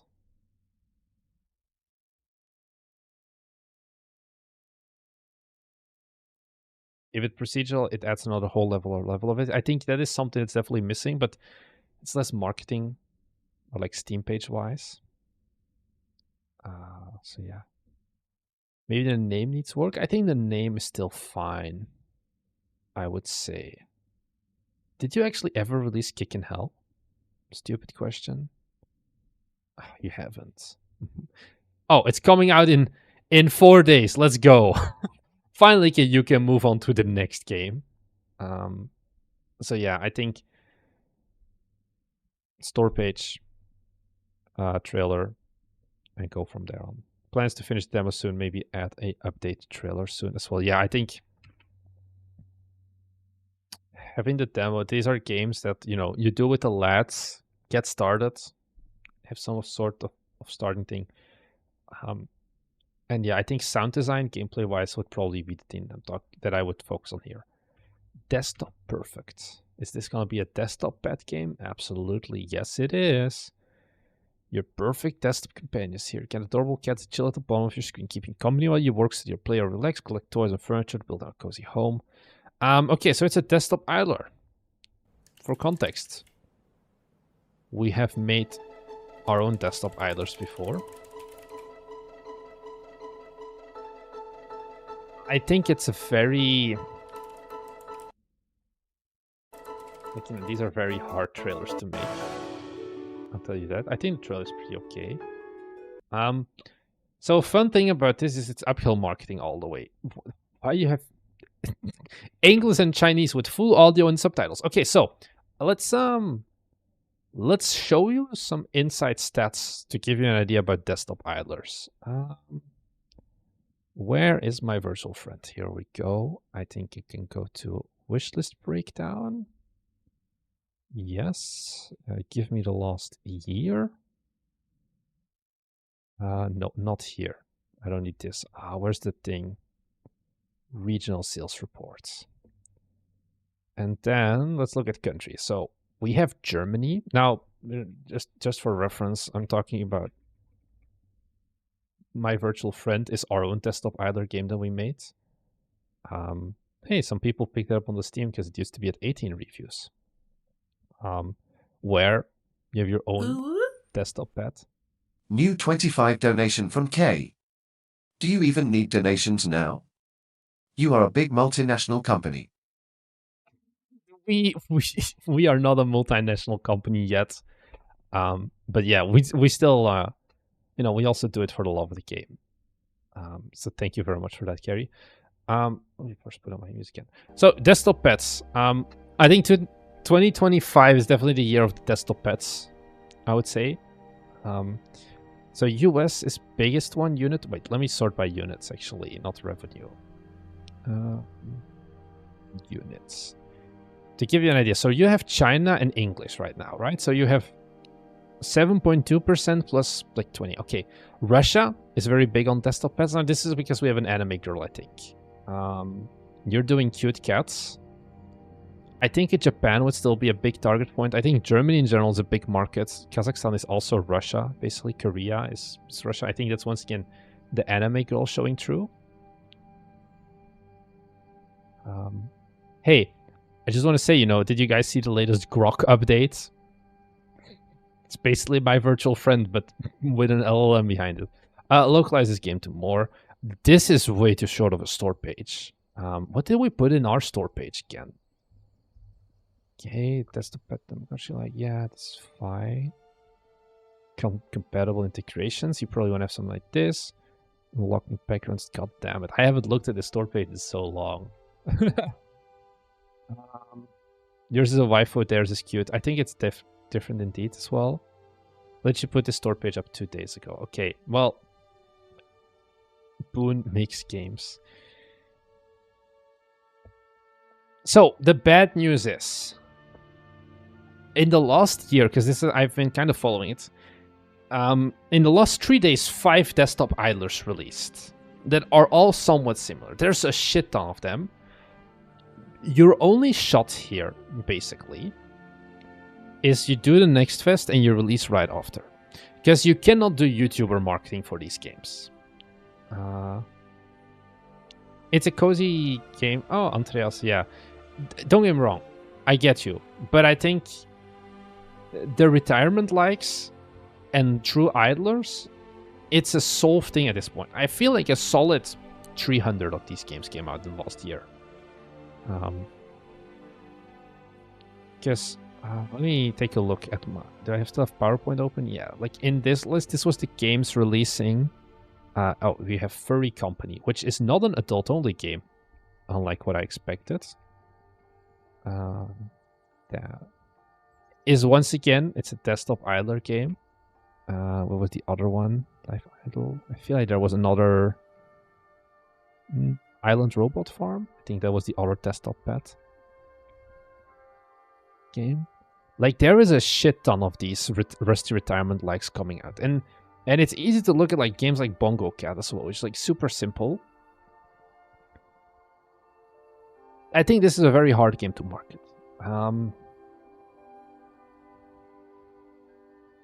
Is this so okay? The compression on this one is brutal for some reason. Image in new tab. Can I see the resolution? I can't, but this looks like 1080p.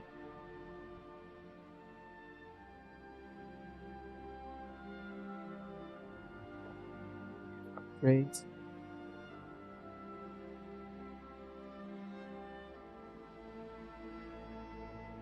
The demo. Limited demo, localized to more, better desktop, like better name. That's it. Oh, I'm gonna give you another tip. Put this game on itch.io if you have a demo. itch.io was a pretty solid point for us in terms of getting more. Like itch.io kind of also made us realize, like, should we continue with this game? Yes or no? Let's see, January 1st. So there is a very high amount, like initial traffic. This is also when the Hatsune Miku desktop idler came out. It's already on itch. What's it called again? Desktop Perfect. Desktop Per. Okay, yeah. Yeah, like itch is a really good solid point as well. Keep updating this as well. Final itch build. Probably not be updated anymore. So you did also validate. That's good. That's good. Yeah. Basically, there was this one fest. If you were in this fest, you were Gucci, the Idler Fest, but it's over now. Desktop games, what are recreating in the 90s and reinventing Tamagotchi? My dude, XXApe, you have no idea how many desktop games have come out recently.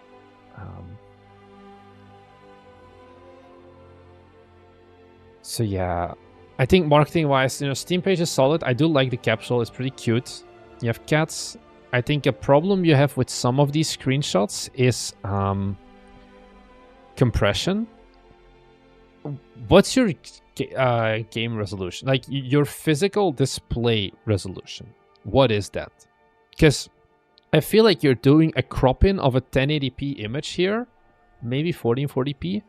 And it's just muddy. The pixel art just gets lost because you're so zoomed in on these things. And a dumb little thing, but it's like, you know, this doesn't really touch the ground, which is annoying, but it's like part of the issue of, like, you know, making Windows games and then working with the Windows API and things like that. I'm making a desktop cozy game, and by the time I've developed it, 2 games in the exact same niche is released, and 1 more will release soon. Desktop slop is become booming way too dank. It is booming extremely, extremely hard. And that's why I feel like we are very much at the end of the curve of, like, games coming out. Like, I feel like this is almost going to be too late to market for the game. Oh, I don't need this. So yeah, overall,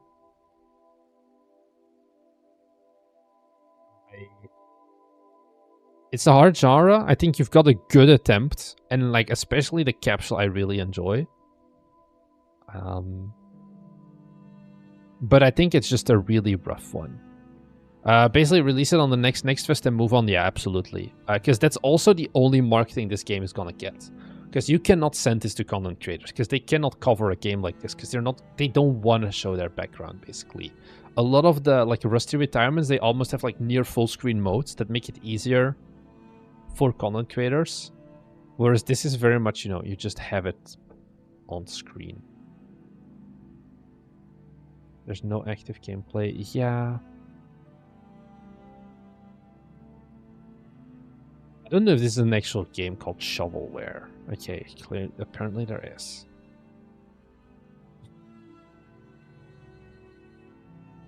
Okay, so what the hell is this game? Dig your way to the bottom in 100 levels of block digging mayhem. Avoid TNT, collect gems, save kittens, collect potatoes, and more in this colorful, fun-filled game.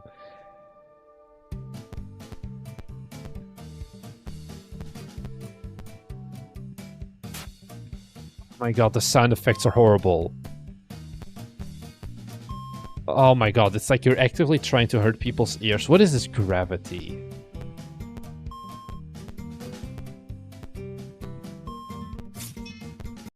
Okay, so...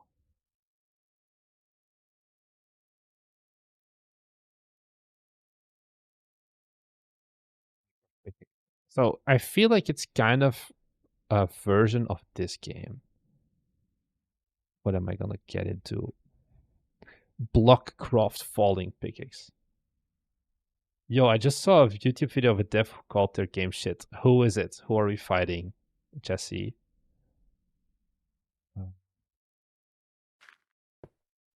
Like, it feels like... Can I... Do you have any controls on this? Jamie Dev. Oh, Jamie. No. It's friendly beef. Don't worry about that one. She's cool. I feel like this is the game we're kind of looking at. So this is like a super popular thing to look on, like, YouTube Solo. Mr. Driller. Is that the original game? Oh, like the old school game. Okay, my dudes. I'm very sorry. I did not exist when this game came out. First released in 1999. Yeah, I wasn't even conceived then. My dad hadn't even vigorously come in my mom. Jesus Christ, that's way too gross. Why you say that, Marnix? So I have no idea about Mr. Driller. It feels like it goes into the brain rot vibes.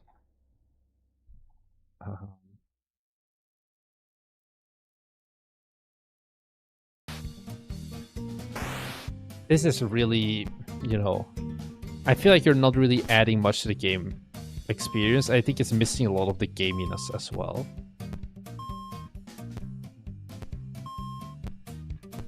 Yeah, I took Mr. Driller, made loads of levels, trapped some boss enemies. Okay, so all you're missing now is a fuck ton of game feel, because this is not good.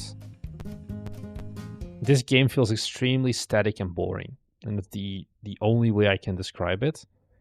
The sounds are very limited. The impact and juice is very limited. Do you need to fill in a form? If it's just a store page, just send in the name and I'm going to put it on this list and then we'll look at it later.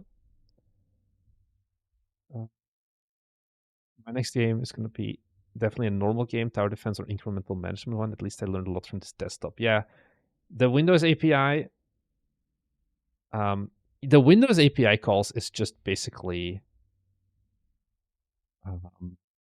you ask ChatGPT. That's how I did. There was like a Code Monkey video, and then you ask ChatGPT if you need anything. Pixelarium Freelance. Why do I feel like I've heard the name before? I'll add it to the list. So game feel is a big one. I think the trailer is... yeah, because there's just no game feel, I would say. Because you're making a game that's 26 years old and trying to sell it nowadays. And you're not really adding much, I feel. Or at least visually interesting game feely for me.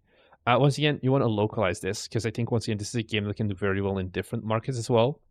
Just so you show up to more than 30% of Steam, basically. Because like the GIFs look alright, but the game sound is just meh. Visually, I'm not sure how I feel about these locks. Change this lock PNG, I would say.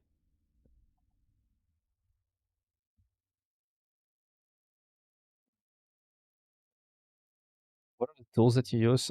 Just Unity. I don't have like a specific tool fight, so to say, of like, oh, this is the best tool ever. Yeah, I think just game feel. And that's the big one with this one. Mr. Farmboy.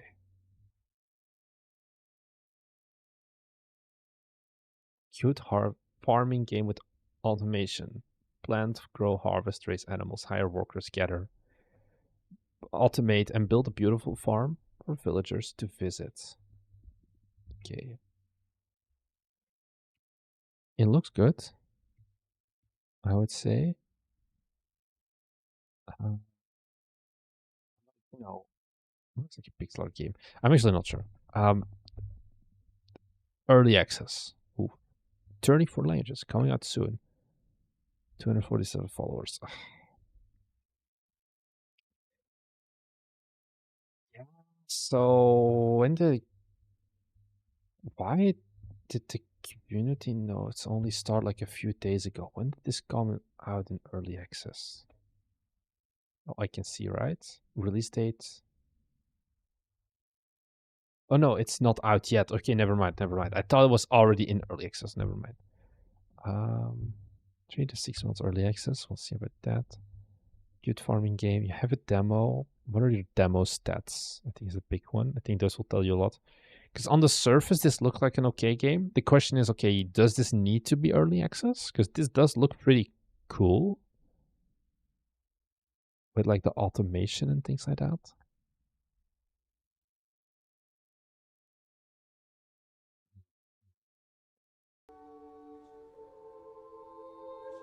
I do like the pixely vibes.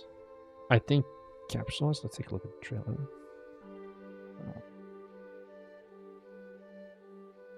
I think that first starting run, this one was kind of like you start here basically.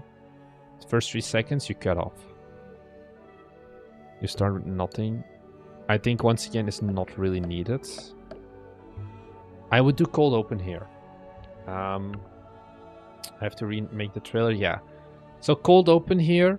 You start first 10 seconds with 5 different shots of the late game stages of this game.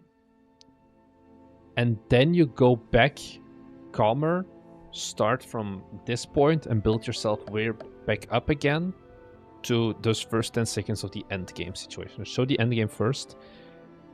This is too long of a shot by far. This is okay.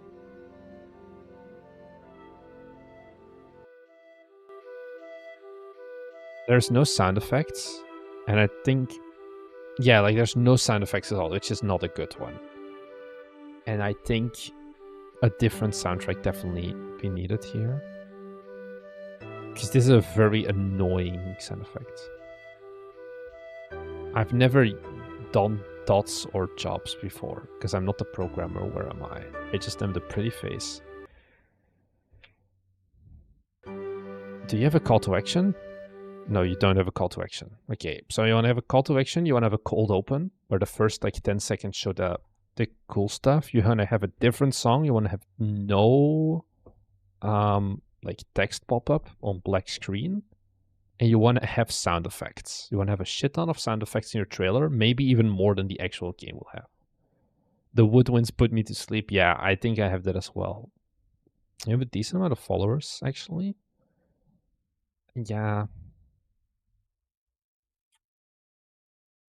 I think the trailer is the big one. I think Capsule is fine. I think art style is fine. I think just do the trailer again, and I think from then on you should be fine.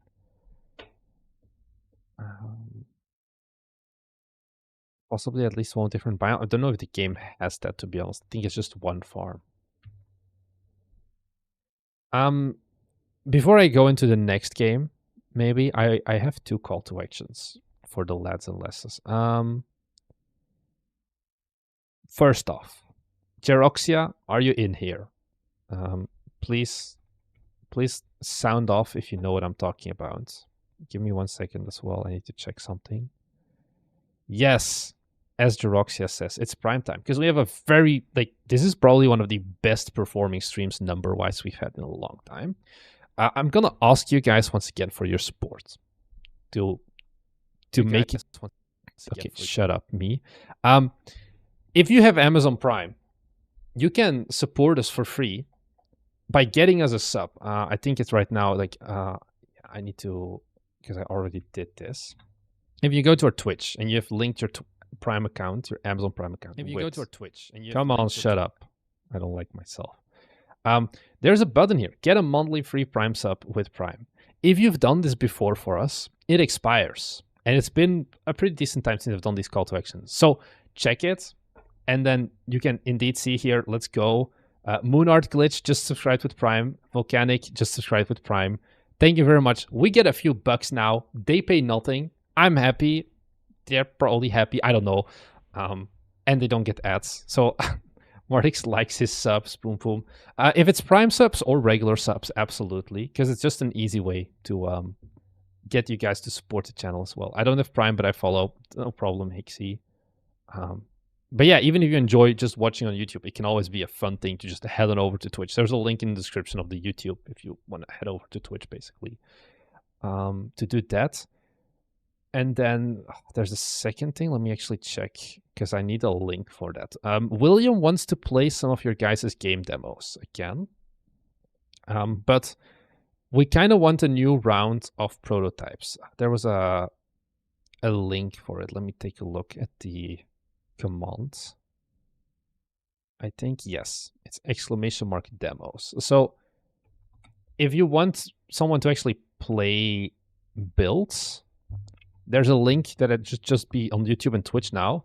It's a simple Google form. Let me pull it up. There we go. Where you just submit your Steam or itch page with a demo or a build or whatever, and we can play it in the next stream. So this stream is like, you know, only focused on store pages. There's also other stuff with, like, you know, actual demos, and there's a lot of more deep dives we can do there. But we kind of want a fresh batch of games. So go and put your links in here, and then we can play it probably in another stream later this week. So yeah. Thank you as well, by the way, Moonart Glitch, not just for the Prime sub, but also for the follow. So yeah. Also, Acton81, thank you for the follow as well. So let's close up this. Let's pull up my store. I have so many tabs open suddenly. Can I put my Google Play game too? No, only Steam or itch. Microsoft Store is also not accepted, unfortunately.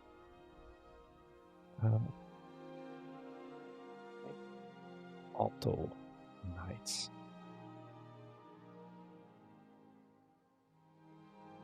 So yeah, no Android games.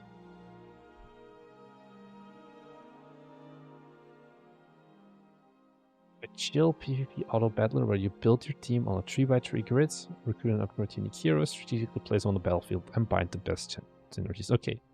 Nime says it. It's an auto Battler. Game over. Okay. You have a consistent art style, I would say.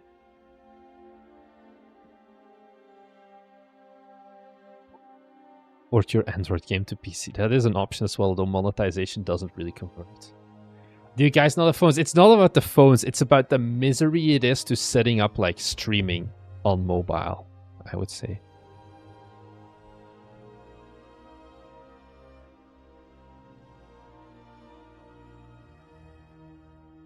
So this looks okay. The demo, we have a decent amount of followers. BlueStacks and the like maybe, but then you miss out on like, you know, what if it's like double-handed? I don't know. It's we have enough games. We can even look at the developers' faces. 227 concurrent players. This is a pretty solid thing. Damn, they even beat Rap House Simulator. That's pretty good. They have good content creator coverage, so LFG con. Let's fucking go! I probably don't think that's gonna be what it means. But yeah, it seems like it's good.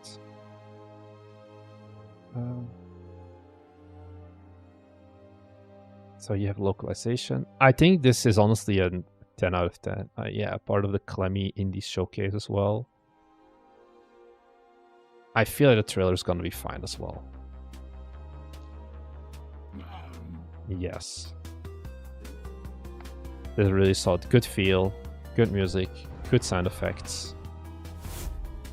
This is like how you... I generally don't like these styles of cards for the most part, for most games. Like we saw it in the previous game as well. If you do them, you need to do it with things like this where it's like more animated than all of that. But you play the games or only see the Steam page? Moonarchless, you mean like for the next ones? The next stream is we're gonna actually play the games. So right now I'm also just not set up for playing demos, and William is someone who has a better understanding of like gameplay and game design, I would say. So that's why he also kind of plays them. I think this looks a really solid, really good game feel. I genuinely don't think I have much here to add on it. Maybe one thing is I would make a post about how this game runs on Steam Deck, because you have a demo, which means there's probably going to be some people already who will be playing this game on Steam Deck, and then linking it so it shows up in here of like developer noted comments about Steam Deck. It's a pretty simple one. I don't think you do it here either. But yeah, you got good ratings. So I think you're on the right track with this one. There shouldn't be too many problems. Rumination. Bam in your face. I guess you'll be at Gamescom as well. I don't know if you'll be showcasing, probably not, but I'm assuming you're gonna be there. This is a weird art style. Am I tripping? This is 2D like 2D art pasted on top of a 3D environment. No? No? It feels like it's 2D on 3D. This is a very weird style, I feel. Yeah, that's what this is. Can't wait for Dino Golf, right? Okay. So, what is this? Explore ancient tunes and ruins in this 4-player turn-based party game. Oh my god, you just do not want sales. Please tell me there's other ways as well than just 4-player. Master cartography as you map uncharted parts, uncover secrets, and ruminate over your next move, or together or sabotage one another variety of items. Okay, so if this is a 4-player only game, I have bad news for you. I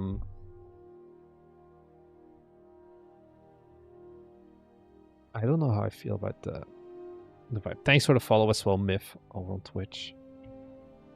Steal item. Okay. Do we have a trailer? We do. Reveal trailer. Start with the Beaver Butt Studios. Get rid of this. No need... No.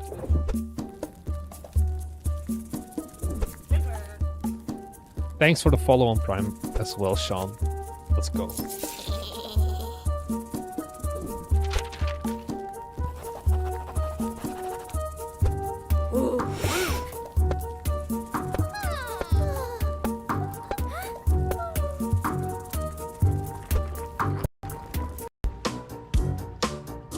Okay, so it's a good edited trailer, I would say. I don't think I have any remarks on that one. I think like Black Moon 333 says it.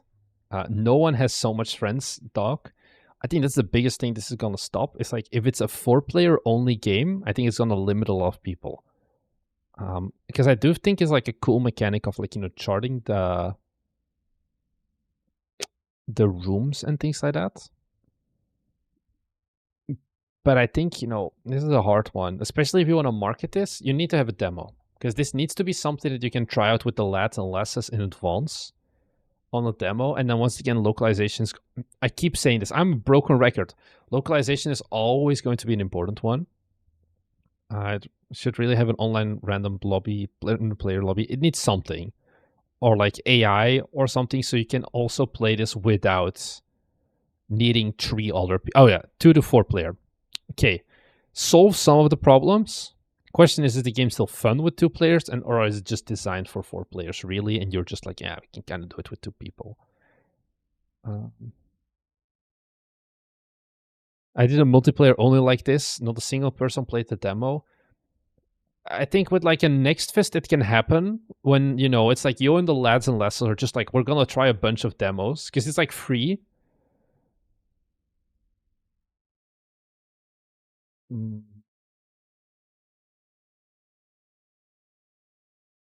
Yeah. I think the game looks good in general. I think the biggest problem that this game has is just the style of game it is. Like trailer-wise, everything is really solid. So I would go for that. Hi, Sinistan. I am doing well today, indeed. I don't have any negative remarks. I think, yeah, it's a rough genre. And I think that's the biggest problem. Dino Girls. Please tell me this is not an adult game. Okay, I should have checked in advance. There is unfortunately no trailer. Oh my god, it's a desktop island. What were we saying about? Oh, there's so many desktop idler games coming out right now. What are these games on desktop? Steam Veins. Oh, that's the other one from the developer. And then Dino Girls.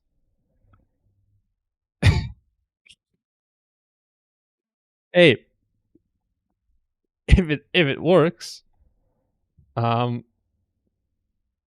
a typo here. It's pickaxe with a K. This should not be a screenshot. This egg. There's no demo. There is localization. I feel like you once again want to have a demo. Discover and collect cute dino girls, organize your activities, and expand your resort while going about your daily stuff. I think also, so just some more musings, by the way, on this game or on this genre, and why I think we're at the tail end of the idler games, like the desktop idlers, is that for the most part, like what you hear often with game development is that, you know, game development, it's not a zero-sum game. Like, you know, in financial trading, for example, what zero-sum game means is like, if I make $10, someone else loses $10 or like $1,000 or however much. And for the most part, you know, that doesn't really matter with games. It's not because someone else makes a game similar to Unicycle Pizza Time that if someone buys that game instead of mine, I will never get that purchase back. Which I think is a good thing, you know, like you get the infinite backlogs and it makes it for game development, like we're not really competing often for the most part. It's kind of, you know, every game developer is working and yeah, it's kind of competition, but it's not like, oh, I make this game, which means that nobody else, like you make this game, so nobody else is going to buy my game. That's not the thing. I think that's not the case with this specific genre. Because there's only one game you can run at the same time. And I think here it's like the thing of like you mainline your one game, and it's like as long as you're still evolving on Dino Girls or on Rusty's Retirement, which is already a giant game to begin with, you're not gonna run Dino Girls or Cat Cafe or Perfect whatever. And I think that's kind of a problem with this genre as well, of just the fact that, you know, there is only one game that can be played at the same time in this case. So yeah, thanks as well, Boss also for the follow over on Twitch. It's kind of like Twitch versus YouTube. Twitch is competing for live viewers. YouTube people will watch everything. Yeah, I think so. And I think that's like my main problem with this genre, that it makes you less like resilient because you have more competition, I would say, here.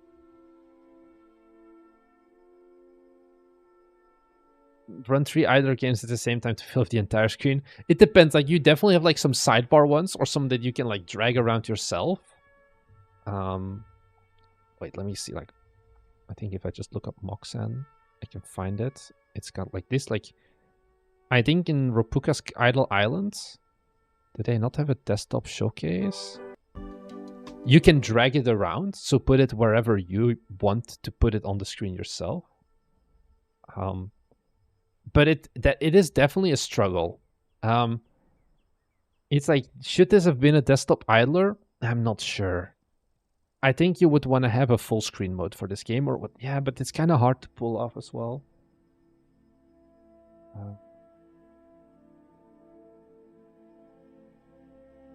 But I think it's somewhat as applicable to multiplayer games too. Back in the early 2000s, we were making a lot of multiplayer components for single player games, but there was only one pool of players. Yeah. Because I think, you know, Dino Girls, I think this has an audience. That's to a certain degree. It's got localization. It probably wants some sort of GIF. And like, this is a very long text-heavy thing that I probably would change a little bit. macOS support? Are you sure about this? Because I kind of doubt it, because, you know, getting transparency to work on Mac is a very different beast. So I'm just pulling in some doubt. Rusty's retirement is good, indeed. And this is a problem. You're competing with a game that was first to market and is probably better than your game to begin with as well.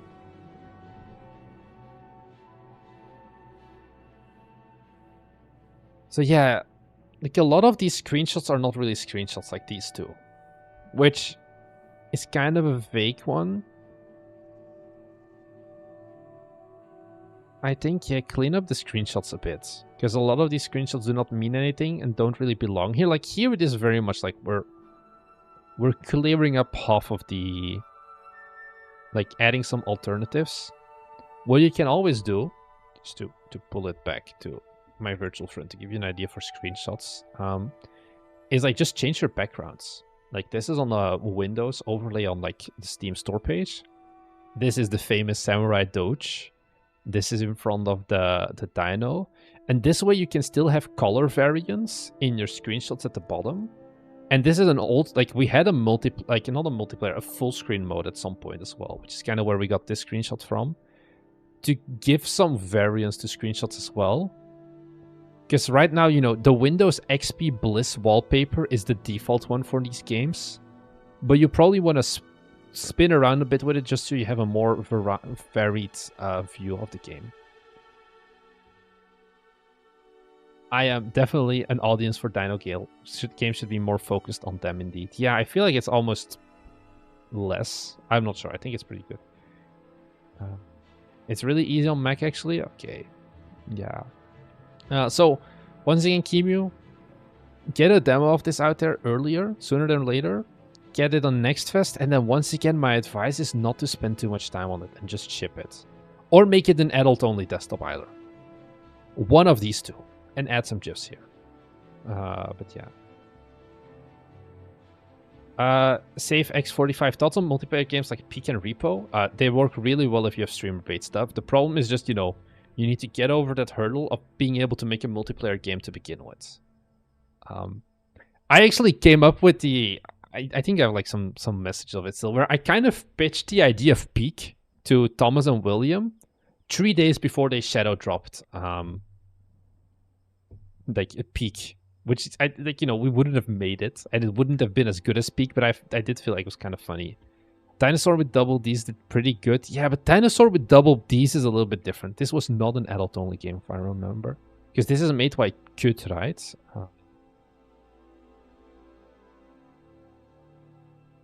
Was it at the Dinosaur? Let me just double check for safety, but I don't think it was an adult only game. Okay, no, it is kind of. Okay, let's not show this then. But yeah. I had that with Animal Well for my first project as well, so yeah. Yeah, I know could. It's not adult only. Yeah, but it has a sexual content tag, which kind of still classifies it. It's very much still themed that way, let's say. I'm also surprised how the store pages have dried up in the stream. Royal Decree. Holy shit, this is a lot of UI. This game has an audience for it. I am not the audience, probably. Medieval deck building roguelike card game. Okay, we've got all the checkboxes. Build a lasting legacy in Royal Decree, faced with difficult crises, moral dilemmas, and unexpected events. Skillfully craft your deck, balance the resources, radiant affections, enact powerful decrees, and make tough decisions to protect your crown and indeed your very head. Sounds good. UI looks really solid for this game. Like, there's a lot of stuff going on, but it feels very structured, I would say, and very cohesive.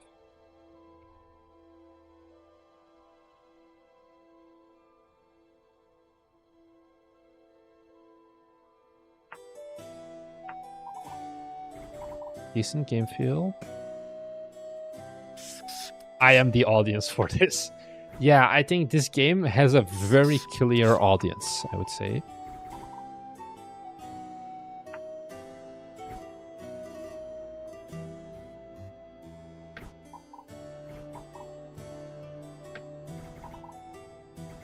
I feel like a little bit more of an... how do you make this a trailer? I'm not sure. This feels like just gameplay. And less like a trailer right now, with like, you know, different cuts and all of that. Localize. This is fuck to localize. But if you can localize this to German, you're solid. But it's a hard one. Because there is so much text and it's going to be a lot of work to get it working. How close is the audience of these types of games to the 4X genre? I would say pretty overlapping. I feel like, you know, German is a very high amount of this. Is there like an upcoming Steam event for this style of games? I'm not sure, actually. Sports, Animal Scream, Political Sim. So you probably... Is this a political sim? I guess not really a political sim. But it is games about politicking and changing a nation. I would shoot your shot at trying to apply for this festival, dear developer. Because they probably... You have factions, multiple options for ruling.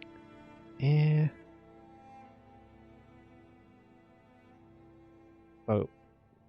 How you tier list these types of games to make? Oh. I feel like a C or a D, because I think most people who watch our tier lists would not be able to make them. I think that's the thing. You need to have a really good, strong development team already. This is never going to be your first game, I think. Watch this be their first game. I don't believe this is the first game they've ever made. There's no way you can get like this level of artist. Like, there is some experience. And probably not a solo dev behind this. I would try to register for the Political Sim Fest. Just apply, be like, yo, I think we still do fit. Even if you're like maybe missing a certain tag. Because you have... You seem to have these styles of things, at least. It's my first game solo dev, lol. Okay, well, you are better than the average Bite Me viewer, Adrian.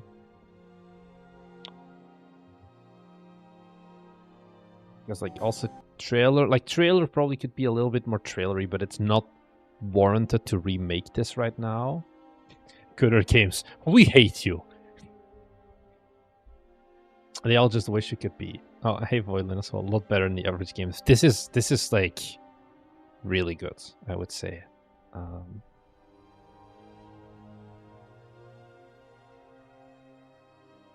Yeah, I think marketing this is going to be relatively easy. YouTube content creators, and then later on I think to consider, do you want to localize this? It's going to be miserable, because this is like the style of game that could even go into early access or stuff like that for localizing. I wouldn't worry about it. I think right now, don't try to localize. Don't bother with localizing this for now. It's just going to be too much pain for the amount of text there is. About 4 years or so, yeah. So that makes sense. Hey, hey, Gamer655 as well. And it looks like, yes, your Grace. I think yes, your Grace. But even have a sequel already. Ah, yeah, I know this one. I think it's kind of different still. Because this is not a roguelike deck builder at all.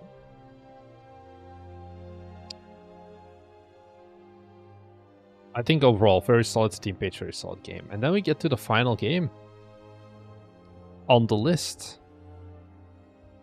I've looked at this before, I think. Just you gotta say Roll Decree looks free. I think it's one of the best ones we've had so far. I've looked at this before, I think. I still think the capsule is bad. With like this art. Open world roguelike RPG with deep character ASCII art, yeah.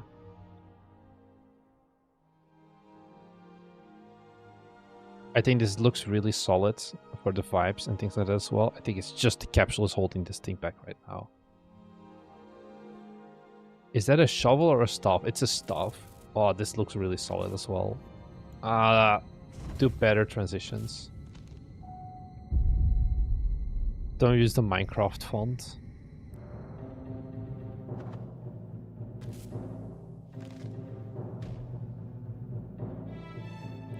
Do not use those morph transitions, it's just straight cuts.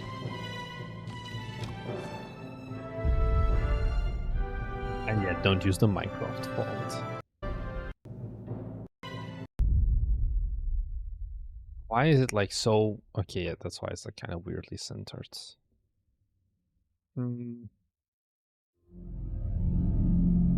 Trailer is, I would say, like a 4 out of 10. This art just needs to go. I don't know what you would do instead.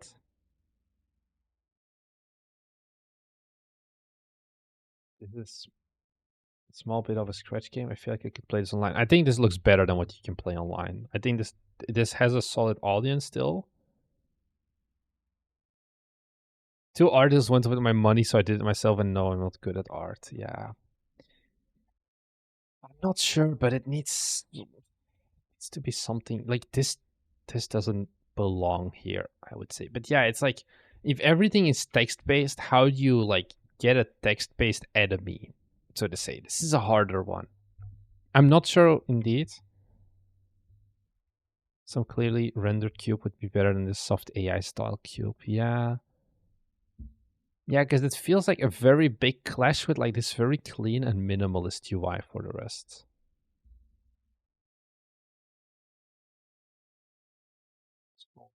Steam Cloud support, okay. So is this just updates of what you're working on, or is there a demo? I'm not really sure, because there's no demo as far as I can see. So I guess you're just giving updates on what you're working on.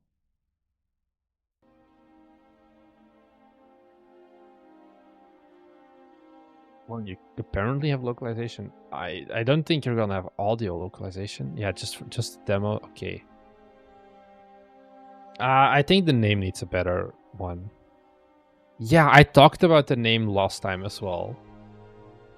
Where you're competing with this. That's what we talked about last time as well. Get a new name. You need a new name for this game. This name is miserable. I think this is one of the worst names we've seen today, and we've had a name that was also just a plugin for Photoshop.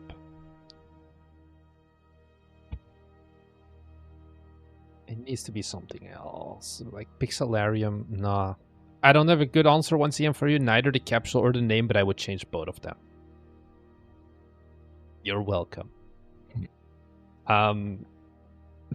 So yeah. Can you change the name without spending another $100? Absolutely, yes, you can. Looks like a fun game. I think it does look like a decent game as well. But you did it. What do you mean there is already a Pixelarium?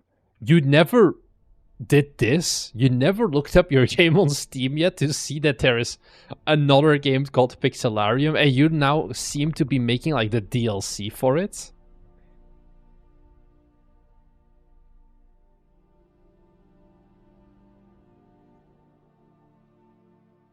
Oh, I guess I should look at this still. Sean, what did you add? Oh, I looked at Jack P. Numble before. I think it's just leave it. Let me take a look. Because, like, once again, the game is so old, and it had this style.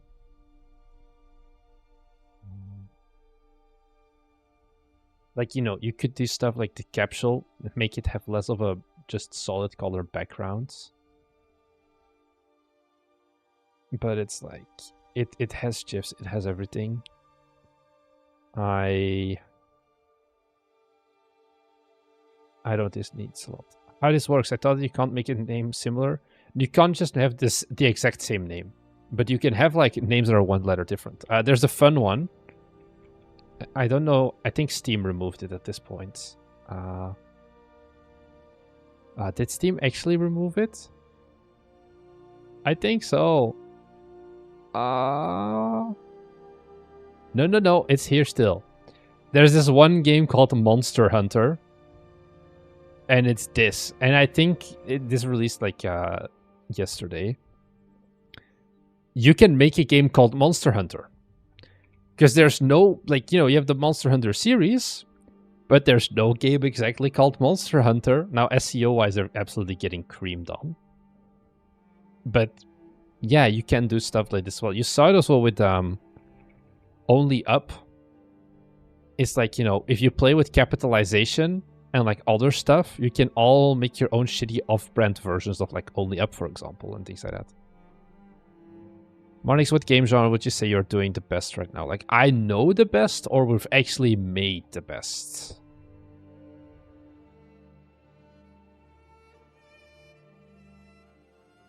Kemal, send me the name of your game. I'll take a look at it. With a hyphen monster dash hunter. That's for the next one. Lost Outpost. So yeah, Sean, I wouldn't really worry about updating that one. It's not really gonna be worth anything. Okay, so this game is already out. Minimalist-based building strategy game where you build and defend your outpost in a zombie apocalypse. Is this Thronefall at home? My dude, why are you flexing here, Kemal? Is this the one? Or is it the other one?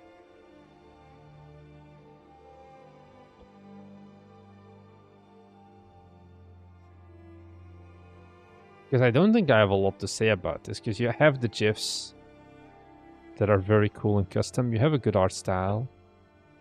You have people buying the game. I actually just noticed, I feel like this is a... Yeah, Thronefall, but with technical progression and more RTS elements. So, yeah. I feel like the early access definitely is hindering your sales to a certain degree, like conversion between wishlist and actual people buying it. Review score is not satisfying. I can understand 76%. It's like, I feel like people do come in for Thronefall. And then it's a hard one. I mean, that's what early access is for, so if people notice the resemblance, absolutely. I think that's almost on purpose as well, similar to Thronefall. This game has the certain je ne sais quoi quack. I don't speak French. With a name called Dorian, I would kind of expect it. And it offers a decent amount of replayability. So yeah.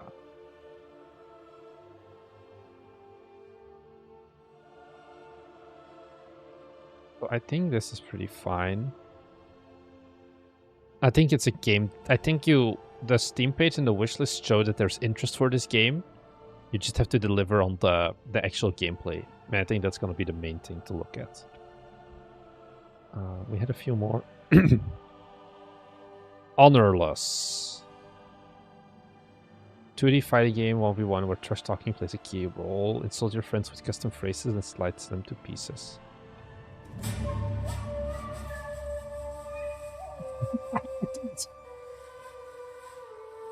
To be fucking me. You have to be fucking me. We're spending 12 seconds on this, and it's a pixel art game.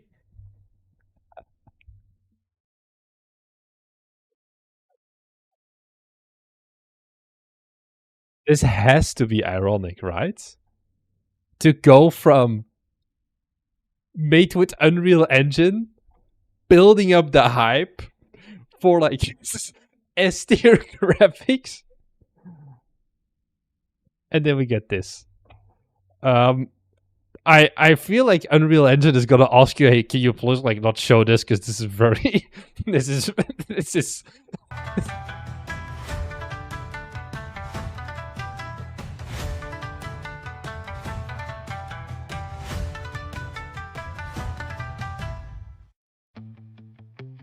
it's very rough music transition.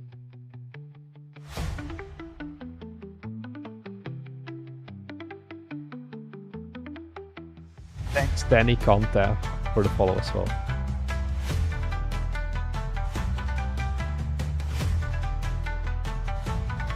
Okay, so it's basically rock, paper, scissors, but instead of rock, paper, scissors, you write sentences. Okay.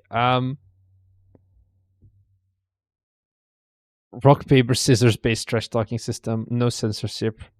It's offline. Okay. Oh, thanks, Sean Newson, as well, for the follow. CPU mode, dojo mode, original soundtrack, lots of bugs.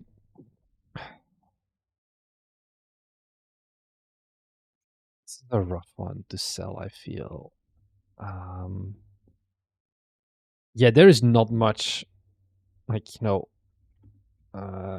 if you want to see like actual made in Unreal 2D stuff, go and look at Cobra Code.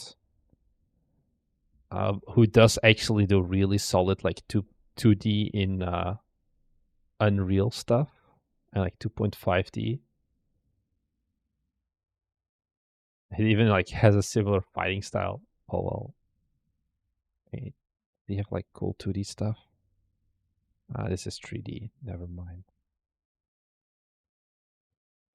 So yeah, double down, say it's Unreal, and point out all the amazing things Unreal can do. I don't know if that's really the way to go here. Yeah, I don't know. What should I put? Okay, yeah, that's for me. If people advertise Unreal Engine instead of game subtitles, I think definitely here in the case of this trailer, it's just like why? None of these first like. You leave out the first 11 seconds. Looks like a Godot game. Also, like the pixel art environments are not consistent, I feel, in general. Maybe. Looks like a Godot game. I feel like you're right. I think this is a game you don't want to wait too long with. I think you want to get this game out sooner rather than later. And just move on. Because this is not gonna be it, I feel, unfortunately. If it's meant to be a joke, I think they need to work on their timing. I think, yeah, it needs to have some other way to reference it. We looked at Hollow Knights, so I think that is it. I think that's it. All Steam pages. Just 2 hours and 45 minutes of Steam pages. Let's go, guys. Okay. I want to try out something. I'm going to wrap up the stream here, I think, because I have not had dinner yet. And, it's getting late, I would say here. It's probably way past lunchtime already. Oh, it's kind of still lunchtime in Europe right now. Once more, you can submit your demos. So we're going to play them soon-ish on stream. Sub-Zero had Black, what did you miss? 2 hours and 45 minutes of me roasting Steam pages. Don't end the stream, we can see you eat. I'm not going to eat here on stream. So yeah. I was AFK, Bedino.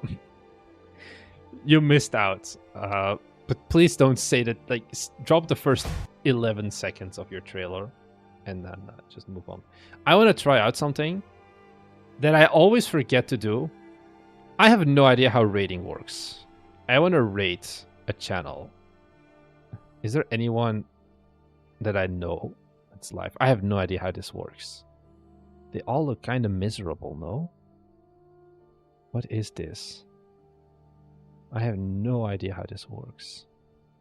Is anyone doing actual game dev? Okay, I feel like we're not gonna rate anyone because these all look very same category. Yours high to low. This is some Russian game dev. More Russian dev. I guess this is a game. This is not okay. We are going to just move on and not rate because I have no clue how this works. Anyway, guys, I'm gonna wrap things up here. New trailer in progress. That's good to know for Honorless. Thank you very much, everyone, for tuning in. I'll be going to Bit Summit, so probably the next 5 days, no stream from me. If you are coming to Bit Summit for some reason, send me a message. We can meet up or something like that. And yeah, that's all I have to say. Thank you very much for watching, and I'll see you guys in the next one.